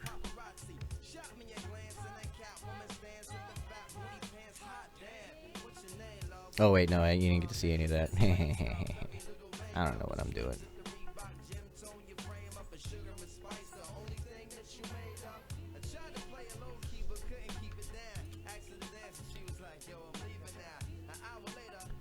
Like, if you go to different colleges and then it gets, it happens so much, man. Oh yeah, my glasses are almost always broke, and then I just bought those damn headphones, so it's gonna be a little while till I get my glasses back. But I got tape. Priorities, baby. Priorities.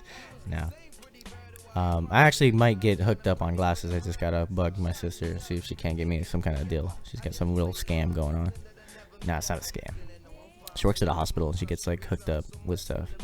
But yeah. Photo flower, bitmap flower, vector flower. Whoop. Lots of shit going on here. Whoop.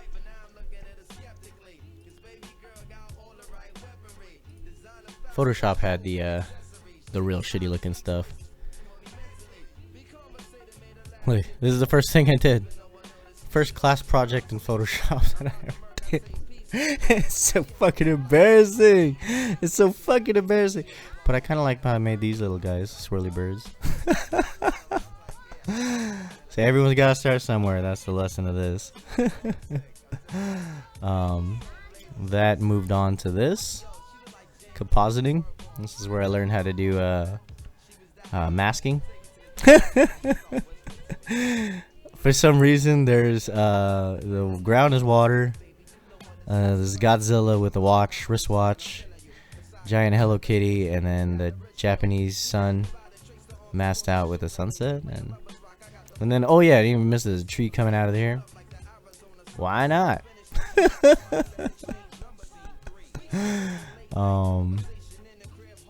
And then this was like the more decent stuff. It still isn't that great, but this is a movie poster. This is a decent layout, at least. You know what I mean?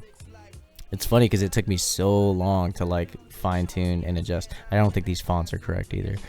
But it took me so long to, like, fine tune all the color and the placement of all this shit. This shit took forever. Back to Skillustrator.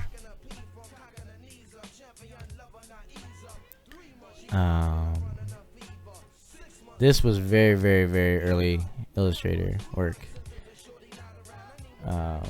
And it's still just random shit, man. Like there's the Coliseum with the running of the bulls and the Space Needle in the back for some fucking reason. And it was all just traced over reference images. Here's the reference images. This was kind of made it easier because it was already like posterized, or maybe I posterized it and then traced over. Yeah, I did posterize it. And there's the Space Needle, also posterized. So that's another little trick. You can posterize something in Photoshop to make it a little bit more simple to trace. And then that's what I came up with. Garbage trash.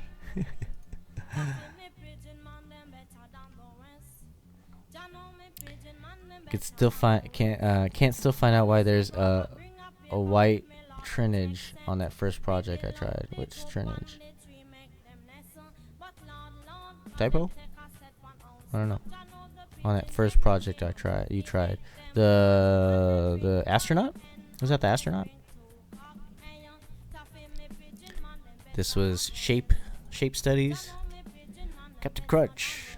Just done with simple shapes. So like this, as you can see, the C is done all throughout shapes. That's a good exercise because you learn like good construction stuff and learn how to use the Pathfinder palette. Oh, triangle. Oh shit, really? I swear, Launch, it looks like it was like it looks like it was a... Send me the file, dude. Send me the fucking file. It's good because it's gotta be. It looks like it was a stroke that wasn't completed that had a fill somewhere in there. Somewhere in there. Or it's just some weird haunted shit. I don't know.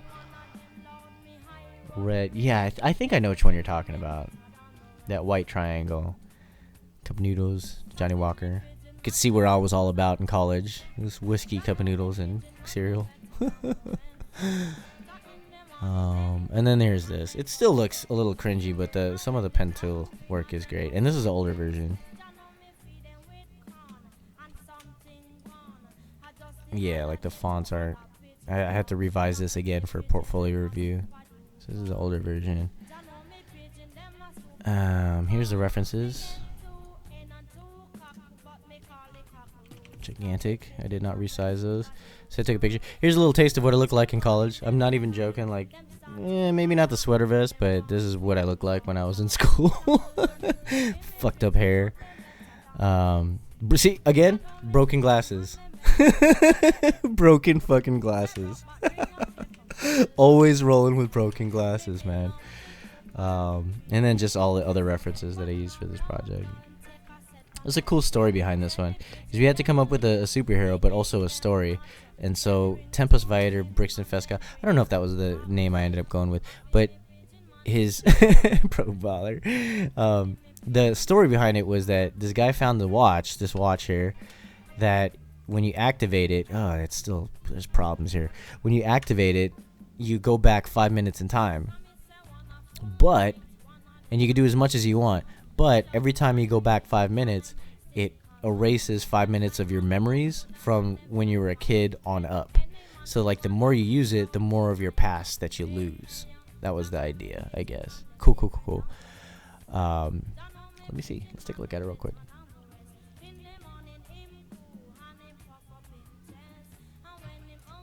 And something browner. Ah, okay. So no, I was thinking of something else.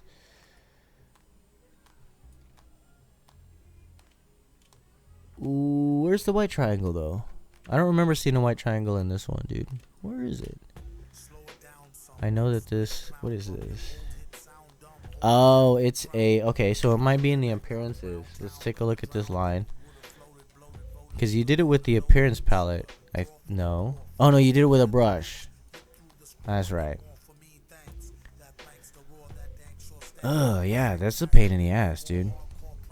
Oh, you took it out. Okay. So let me try this. Let's try replicating. See? There you go. White triangle that occurs when there's a... Oh. I see. Wow. This is a mystery. It's a fucking mystery, my friend. Let's... That's fucking weird, man. And see, there it is right here. It's wanting to come out right there. Let's...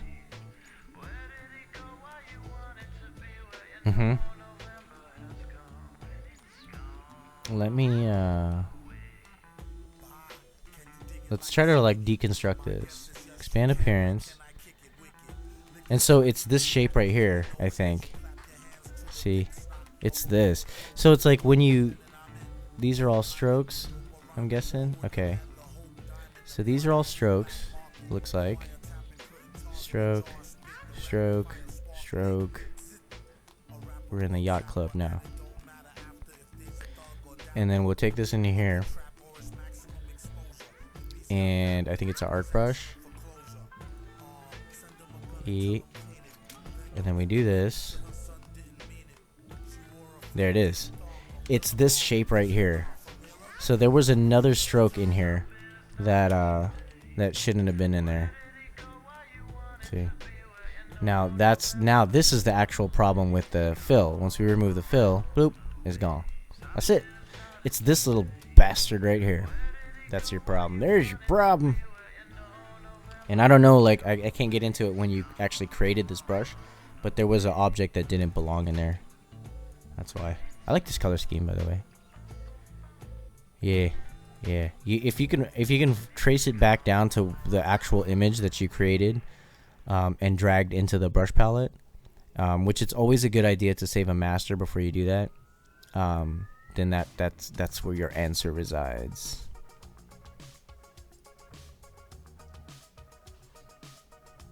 Okay, guys, I gotta cut it because I gotta eat. It was good though. Made it through the lecture. Streaming hasn't been like super effective recently. I think it's better when I do my own work. I don't know if the lectures are like of any use to anybody. I think they are, truly. But I'm gonna keep doing them. And I think it'll be a lot better when we get into actual Illustrator content, because no one fucking gives a shit about that, like theory, which they should. When it made it to the left, yeah, I think that's it, dude. Sherlock. But it's okay. I will continue on with my plan. I think it's a good plan. This weekend I will be working on getting more wallpapers in the... How did you know, man? I was eating ramen earlier too. No, we're actually making dinner. I need dinner. Look, dude. You fucking psychic. Nah, you used to know. I'm broke. Glasses broke. I got some dope ass headphones, so I'm eating ramen. That means I'm eating ramen. Now we're making dinner. This weekend I will be getting more stuff up in the money shop. We just made a wallpaper out of the I'm a Freelancer project that we did earlier. Let me see. I know everything. Get out of my head.